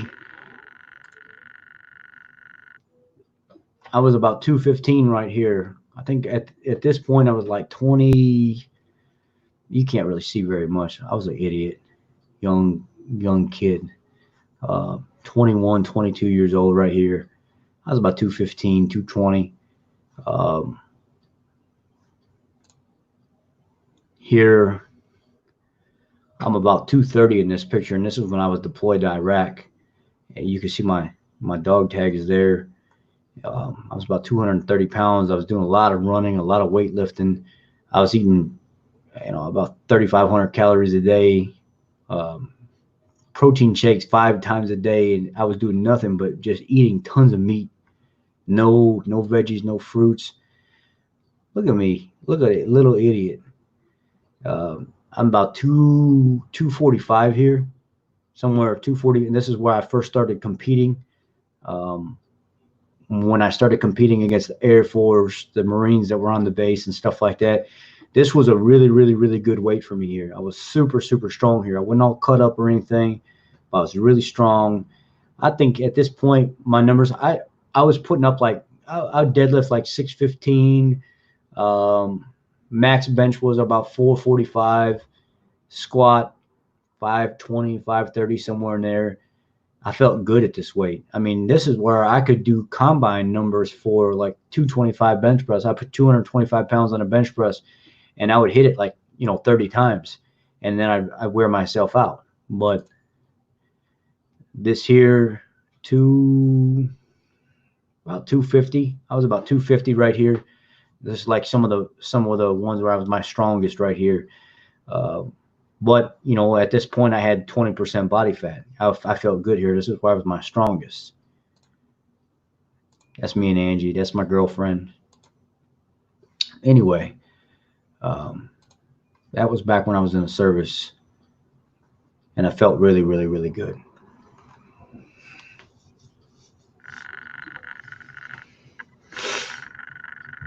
Yeah. And now I'm an old man. That was, I think that was when I was like 24, 25, no, 23, 24 years old. And now I'm 34. Big difference. I wish I could still, I'd give anything to go back to the same way that I was. I didn't have all the fat all over my body and stuff then. I was just a big solid dude. I wasn't focused on trying to look all cut up with abs and get tan. I just wanted to be jacked and as strong as I possibly could. Back then, when I'd sit down to do like shoulder press, I could put I would start out with 100-pound dumbbells just to get moving. It was, my sets were like 90 to 100 for shoulder press, and I would start there, and I'd 10, 12 times, 100, 10, 12 times, 110, 10, 12 times, 120, 10, 12 times.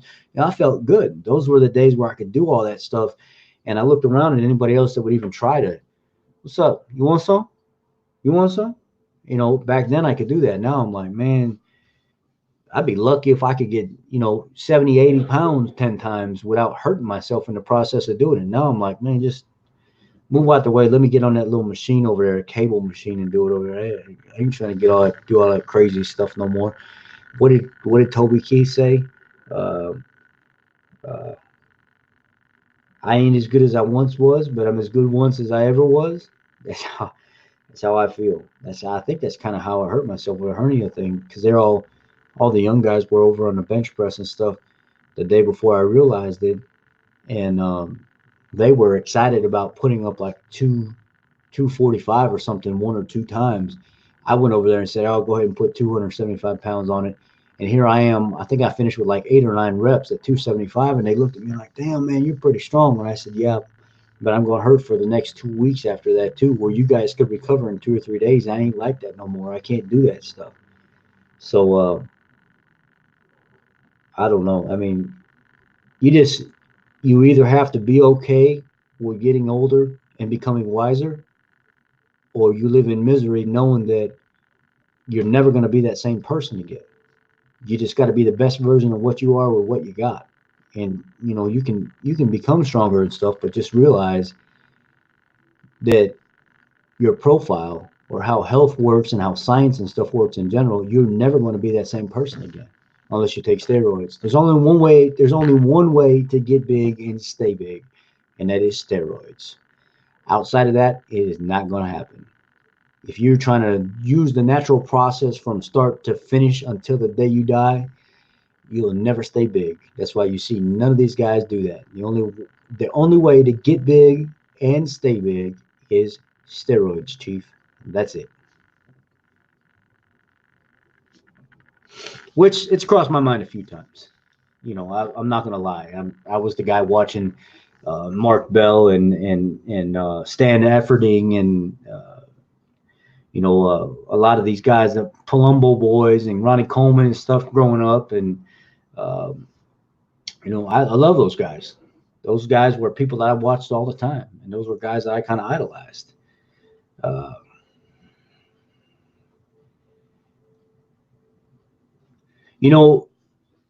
wish I could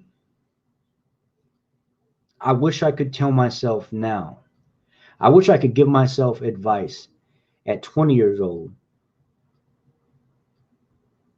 from what I've learned up to now. But I'm afraid me at 20 years old would not even consider what this 34-year-old would be telling that 24 or that 20-year-old. It's how it works. If you notice through life as you grow up and you age and stuff, What do your parents tell you? What do your elders tell you in general? Oh, don't do that, you're gonna hurt yourself. Or don't lift that up that way, you're gonna hurt yourself. And what do? You do it anyway. Why? Because you have to gain that experience. You have to figure out what that is, what it's like to do that.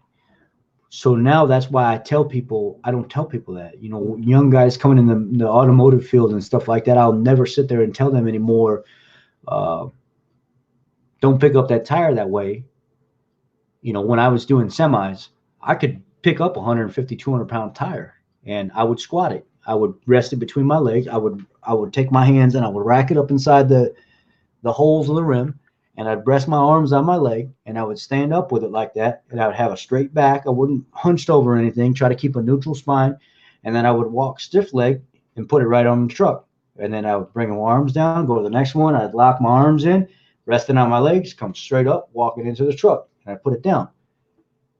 I tried to do it safe, but I did it my own way, and I didn't hurt myself doing it. If the next guy did that, do you think he would listen to me 10 years later? If that was me 10 years ago, I wouldn't listen to me. I would do it anyway. I would figure out my own way to do it. I think a lot of people get caught up in the whole process of, I'm older, I'm more experienced, I'm more wise, I'm going to tell you how to do it because that's just what I'm going to do. But I know that you're not going to listen to me in the process. I don't know if it just literally makes people feel better, that's why they do it, but that's why I quit doing it. Unless I know somebody's going to hurt themselves, I don't even say nothing no more. I let people do their thing. That's what you're going to do, that's what you're going to do, because I know what I would have done when I was that age. I wouldn't have listened to you. I would have did it my own way anyway. Now, if you're going to hurt yourself, that's a different story. But if you're going to fail a little bit, you're going to mess something up, you're going to break something, go do it. I ain't worried about it.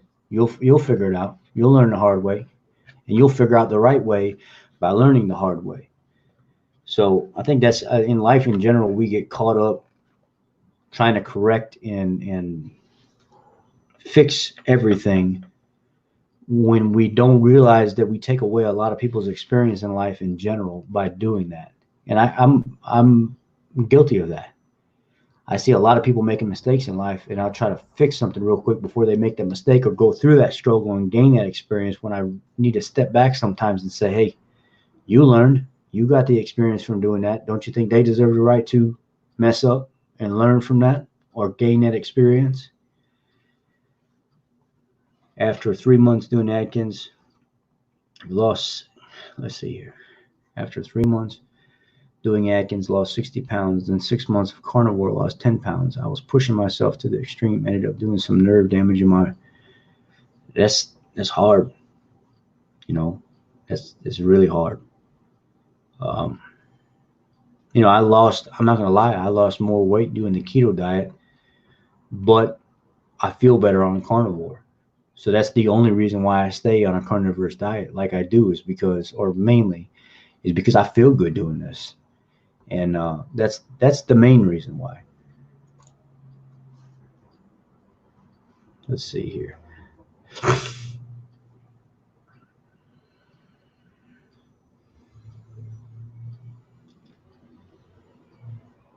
Bob said, it has been a hard thing to learn for me to let others do what they want and not try to tell them what I think they need to know. Yeah, and I mean, I have a guy at work that he will honestly ask me sometimes. He'll say, hey, could you come over here? Can I get your opinion on something? And he'll talk to me because he's ready to hear what I have to say. And I let him tell me that he's ready to hear what I have to say. But if he doesn't tell me that he's ready, I just don't say nothing. But he knows that when he's ready for that, I'm going to let him know what I think. But outside of that, I don't really bother with nobody anymore unless I actually feel like they're doing some harm to people. That's why I comment a lot on the vegan stuff. That's why I do a lot of the vegan videos, because that's one thing I feel like they are actually doing more harm to people than good. So that's why I partake in the debunking videos and the round table talks and stuff like that, is because I feel like when it's a dishonest, harmful situation, I want to be involved in speaking up about that. But if it's just a life lesson, somebody may mess up and they have to learn from that lesson, that's something that I don't want to take from them, because I wouldn't want somebody to take that from me in my life. And that's an experience that somebody could really, really learn from. So, I mean, even today, there's a lot of stuff that even when Angie, we'll be talking about stuff, and I'll speak up about it, and I have to realize sometimes to just shut my mouth, because she's a little bit younger than me. She's a very smart woman, but she's a little bit younger than me. And I've been on my own since I've been 17 years old. I'm 34 now. You know, I can pretty much say I'm 34 this month. January 24th, I'm 34. I left home at 17. I haven't been home since. You know, I did everything on my own. I got my own place. I've through the military, out of the military, married, divorced, the whole 9 yards. I mean, I've done everything on my own since 17 years old. So there's a lot you can learn in 17 years when you don't have nobody else to kind of guide you along the way. When you're doing it on your own, you're figuring it out through your own journey and struggle. So, I mean, I've been through.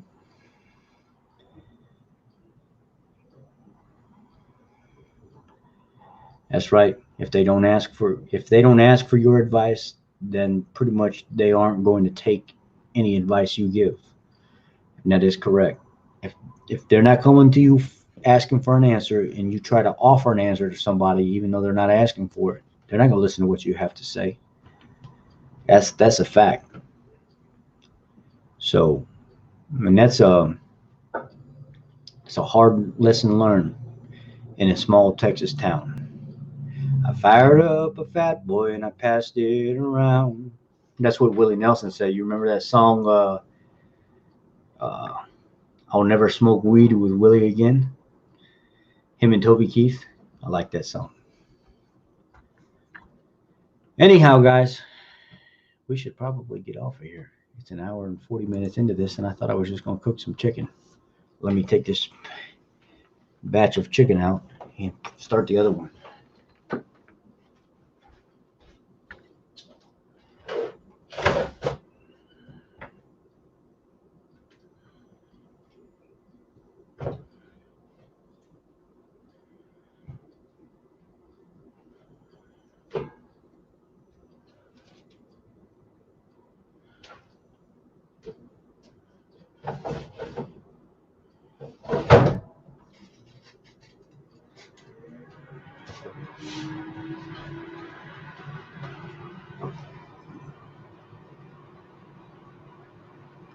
Pretty perfect.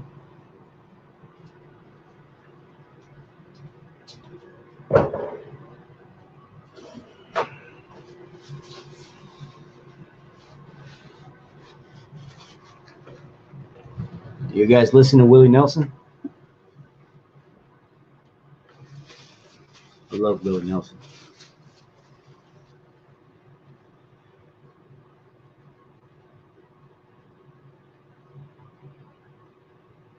Well, if we're going to get off of here, I'm going to close it out and say goodnight, guys. Thank you for sticking around like you have. I appreciate every one of you, especially the ones that keep showing up all the time. I started a little Facebook Messenger, not the Facebook group. It's not like you've got to go to some group and subscribe and everything else. But if you look in the community tab, I actually posted where we're starting this Sunday. Everybody's got to weigh in. You got to send me a weigh in with you on the scale. And there's a word, like the word will be fish. And you got to be holding the word, or it's got to be posted on the scale with you on it. And we're going to do like a 14-day challenge of movement and food and try to see how low we can get in 14 days. And it's these little challenges that I do.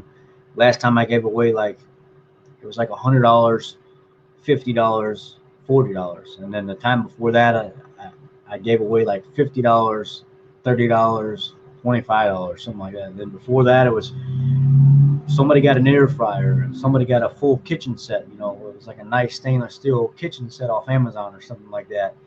And I do these from time to time to entice people to just have fun with it and just encourage each other and stuff. And if you feel like being part of it, send me a message, and I'll post the link to the little messenger group. It's not even a Facebook group; it's in Messenger. And we just chat back and forth in Messenger sometimes, or we might, somebody might get frustrated and want to talk about, Dr. So-and-so or something like that, and just chat a little bit. We use it just to keep each other motivated. But it's not mandatory. You see a lot of my stuff on here anyway. Let's see what Joe says here. Thanks to carnivore, I'm 65 and I felt like I was 30 again. I was getting stronger every week. I didn't know what I was doing and hurt myself with weights. It was like a miracle. It's great. It's really, really, really great. I'm glad that so many people are learning to let themselves be vulnerable to low carb eating and bioavailable nutrients from what I call the bioavailable diet. I don't even call it the carnivore diet. Sometimes I tell people I'm on the bioavailable diet, and they're like, "What the heck is the bioavailable diet?" I said, "The diet that gives me the most nutrients without having to convert it 2 and 3 times. I eat meat, I eat animal products. That's it." And they're like, "Oh, I thought I'm gonna give you cholesterol," and no, not at all. And then I show them my numbers, and they're like, "Oh my God, I can't believe yada yada yada." I had an article wrote on me. Let's see if I can pull it up. Lifetime. Let's see, I'm gonna share my screen with you guys real quick before we get off of here. Toot my own horn a little bit.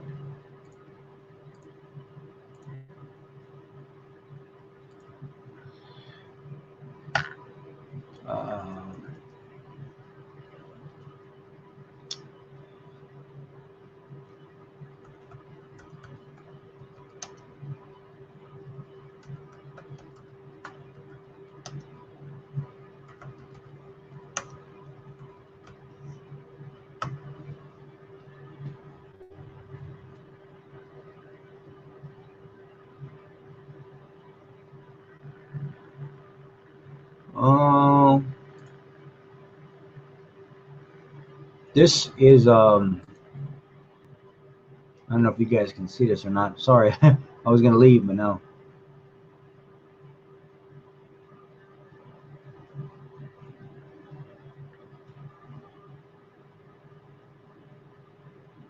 Right. Let's see. Lifetime Fitness wants to put my story on a poster for others to be inspired by. I'm so ecstatic at the moment, and I feel like I feel like crying like a baby, which I really did. I was so excited that people would look at my journey and really be enticed by seeing me shrink and get smaller. If you know where I've come from and how far I've made it, you'd know I've given everything I've got to not be a statistic. If you can find it in your heart and have time to call this woman up and say a few good words about me, I would appreciate it. If I can make an impact on anyone's life through my journey of making life healthier and better, I would any day. If anyone needs anything from me, advice, and should be an ear or just talk, call, PM. Thank you for all your support, family and friends. And this is from Lifetime Fitness. This is, would you be opposed to us featuring you on our poster somewhere around the club with your success story? It gives people some confidence to see other members succeeding, and it gives you a little bit of recognition for your hard work. And this is the lady that was in charge of the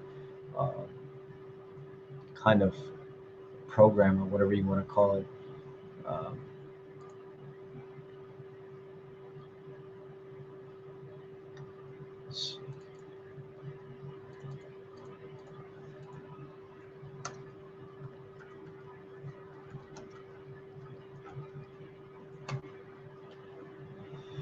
And then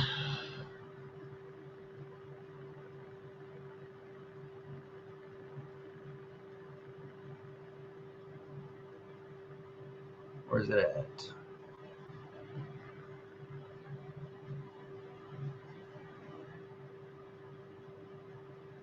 This is where I started. I started my NASM CPT so I could be a certified personal trainer.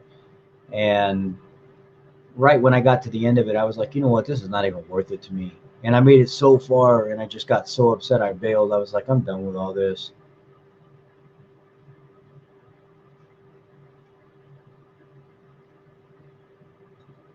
Oh,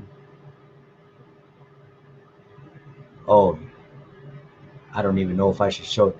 This was a company that sent me a product that wanted me to sponsor their whey protein on my channels and stuff. And they sent me a sample size that was dumped into a plastic container, open, with no safety packaging, no nothing, just literally scooped from a jug into a plastic container in a shaker cup and then sent to me in the mail. Like I was about to drink that stuff with no package, no nothing. And I was just floored by the control aspect of how dirty this place was. Let me show you.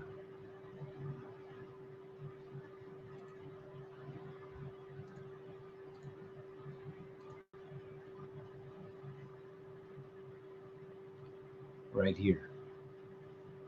I don't know if I should even play the video. I was really upset.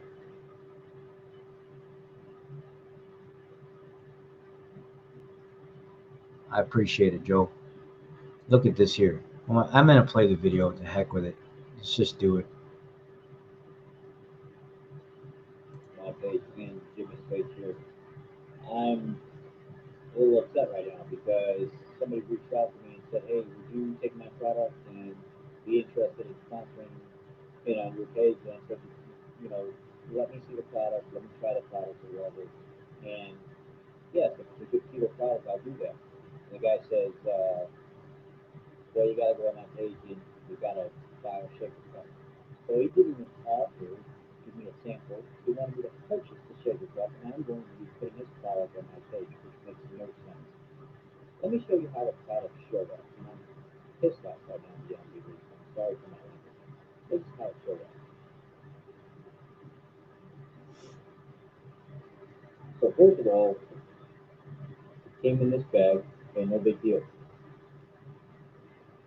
I rip the bag open. I take the container out. It's got loose protein in the bottom of the cup. No seal, no nothing, loose protein. So I said, you know what, that's awful. It's cloudy crap. It looks like crap, but it's cloudy. Maybe it's the protein that's powdered and everything. This is how this came in the mail road. And this is what I can't get past. It came in a container, in a bag like this. I opened it up. Loose protein. There's no trial pack. This guy has been scooping protein out of a container and putting it in a shaker cup and sending it to people loosely. That's, okay, so let's go beyond that. Look at these containers. It's banged up, it's got bins and nicks all over it. Then I look at the top and said, man, it's got cracks, spills all over the container. Look at this. All over it. This is not a product that I would sell to somebody.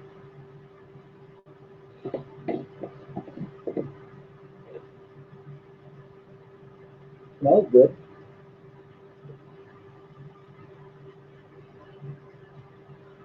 Loose protein.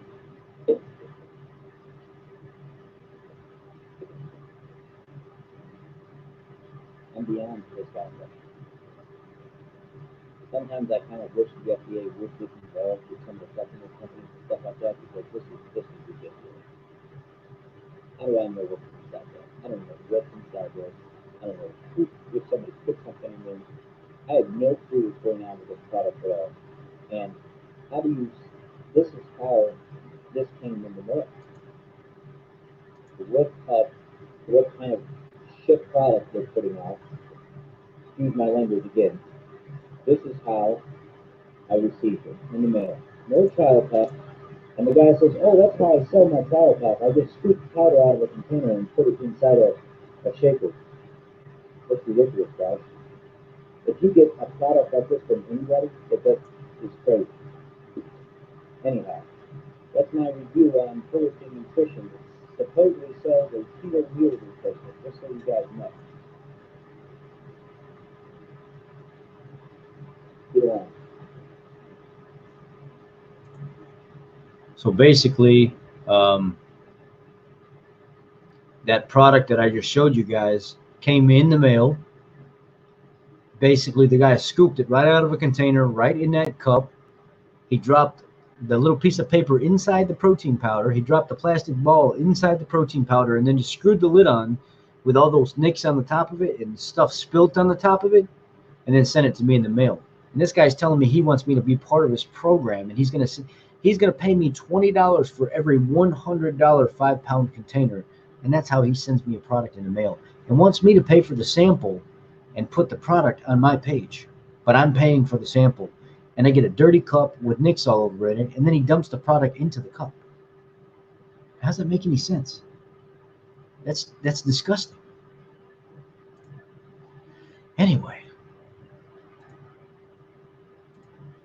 yeah, let's go.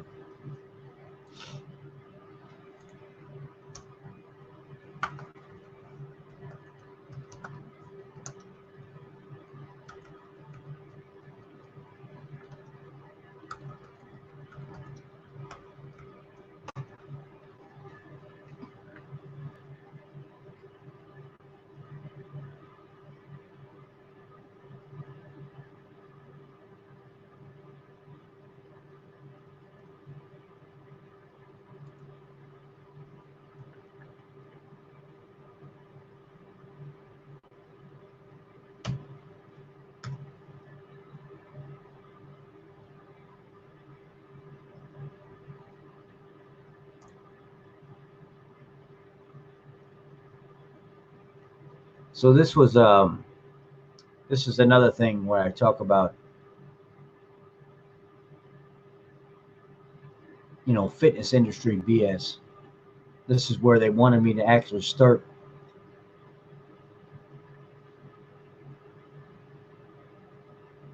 I'm not a fitness instructor or a trainer or nutritionist at all, but I was sitting down with the manager of the trainers at Lifetime Fitness in Schaumburg, Illinois, a couple years ago, and Austin said, "You are above and beyond more knowledgeable than my trainers, and this is crazy.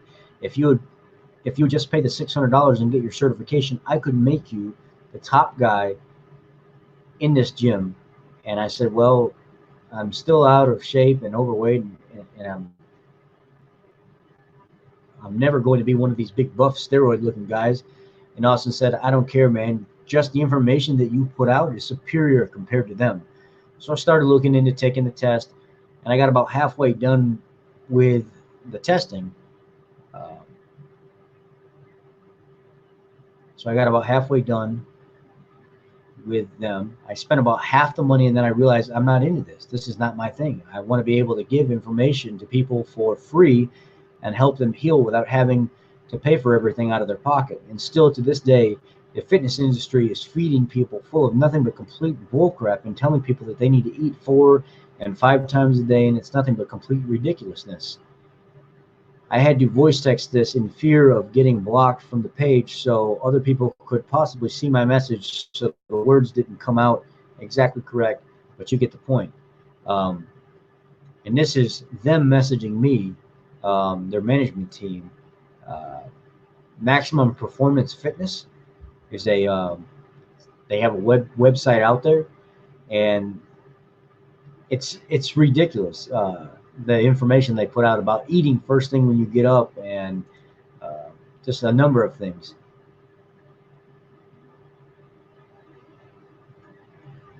This guy says, she says, when I get up in the morning, I don't really feel hungry, and I just go to work.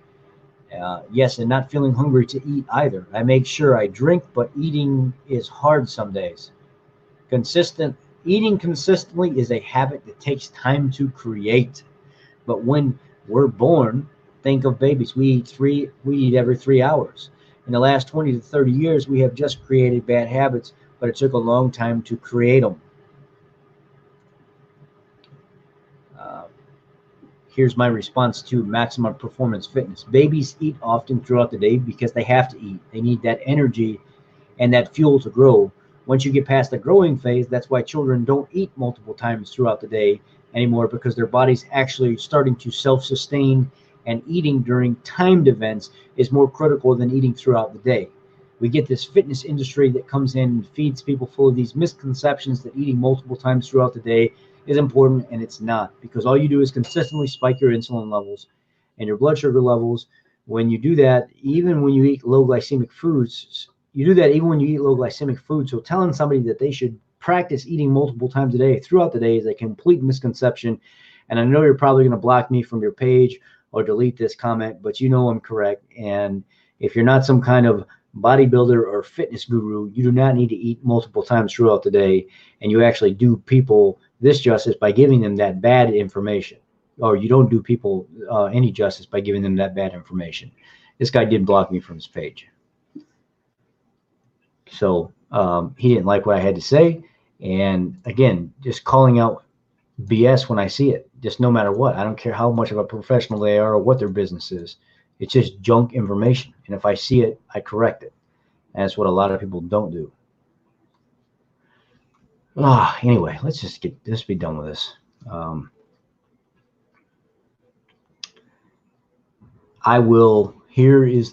me share the link with you real quick while you're here. I think I'm still screen sharing. I think I can go to my messages here and you'll see my health challenge group here. And then this is my, how do I share this? I don't know how to share it now. Options, color, nicknames, people. I don't know how to.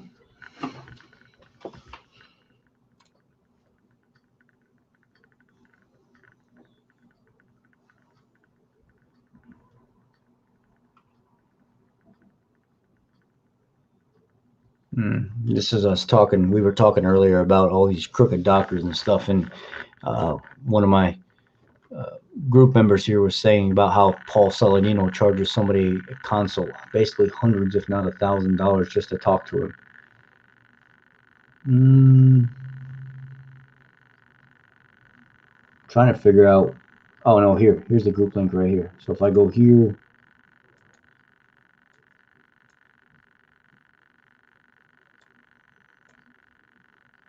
Text copy to clipboard, and then maybe I can go back here and paste it in the comment section of StreamYard.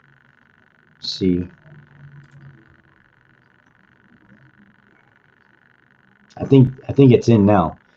So you guys should be able to jump in if that's something that you wanted to do.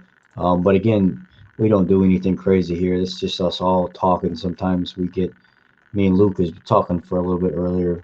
But we all get to talking about different topics and stuff like that. This is all of us conversing earlier. I think like 30 people in this group or something like that, or just shy of it already, that are really interested in the beginning of the year. But we just talk here. Nobody has to click on anything or subscribe to anything or check their emails or any of that junk. Anyhow, guys, have a great night. I'm going to get off of here. I'm on here longer than I'd like to be. And again, I really love y'all. Y'all are great. I love being able to talk to you guys and share things with you guys. And just thanks a lot. I really, really, really appreciate you. You make this possible. So I have a Facebook group called, let me show you. I'll just screen share it. It's just easier that way.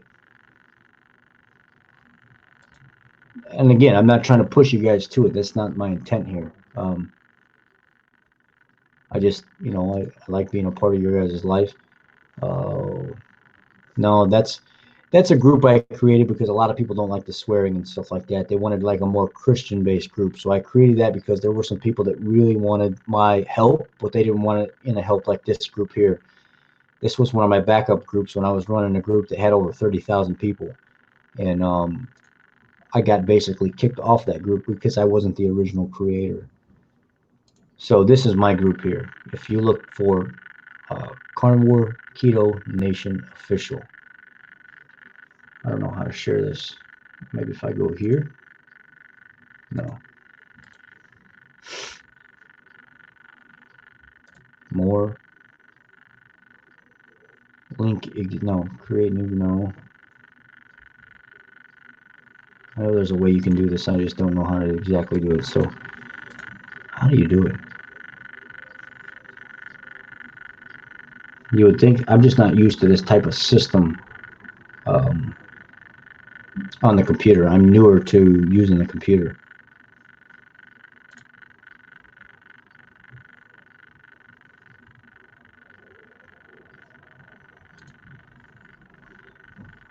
You know, I get a little rowdy and stuff. I like to let loose, and if I let a few curse words or something, you know, slip, then so be it. I'm not a Bible thumper by any means, but I am a normal person. I am a Christian. I do believe in God and all that stuff. I just believe I'm going to be on the lower end of the spectrum when it comes to being nice when I enter the pearly gates. I might be the guy sleeping in the doghouse, but I'm okay with that. Um, I've had a lot of people stop following my page that were actually really good friends with me because at the end of my videos, I will say, God bless, take care. Um, and they don't believe in religious type stuff, or maybe they're like atheists or something like that, which I don't care. Like, do whatever you do. I'm not going to judge you. I'm not going to stop being your friend because of that. I treat everybody the same. If you're an asshole, I call you an asshole. If you're a great person, I call you a great person. I don't care what your color is or what you believe in. Um, I treat you just like you're my best friend. The thing is, um, a lot of people think that because I say God bless that I'm super, super, super religious, and that's not the case at all. I do believe, but I'm not super religious.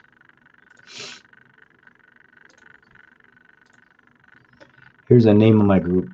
I have a couple different groups. This is Carnivore Keto Nation Official, um, and then I have actually a Carnivore Reset group that I really need to start working on. I need to put more of my focus in it because a lot of people have joined that lately, and not so much the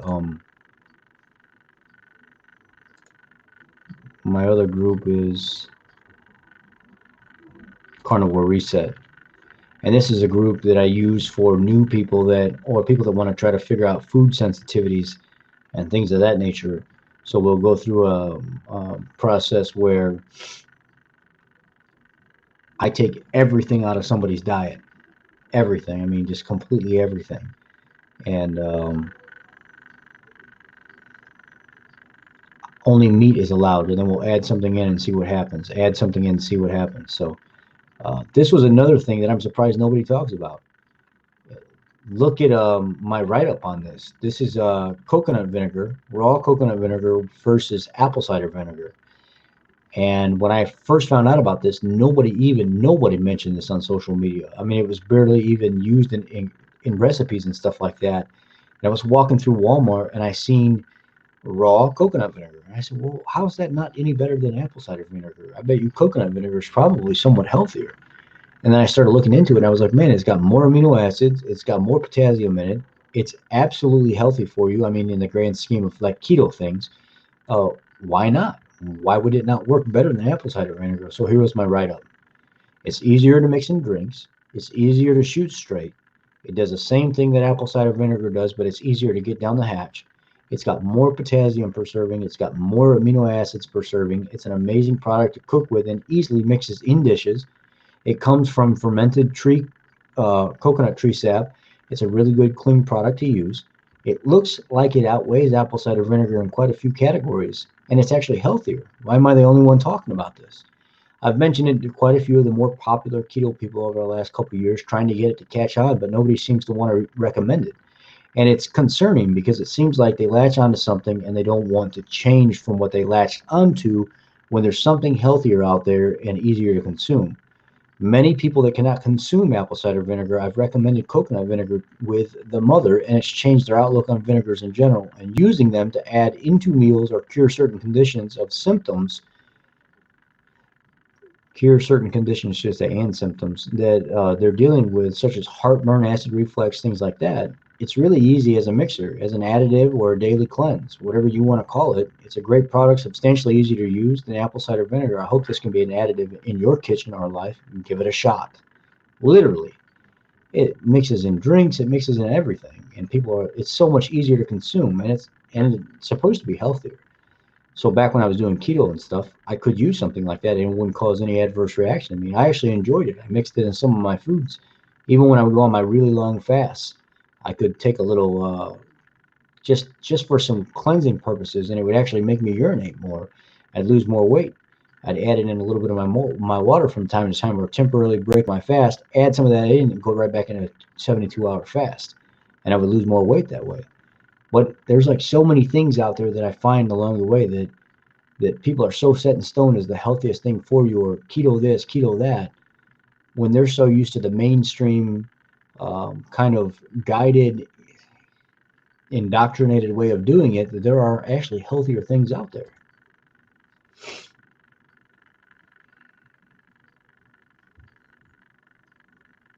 Anyway, yeah, let's get out of here, guys. Everybody should. It's midnight here. Well, take care. Be blessed. Have a great night. Thank you. In the morning, I'm going to tell a little bit of my story, a little of my deployment story, and I'll catch you guys later. Thank you again for a great night. Good night.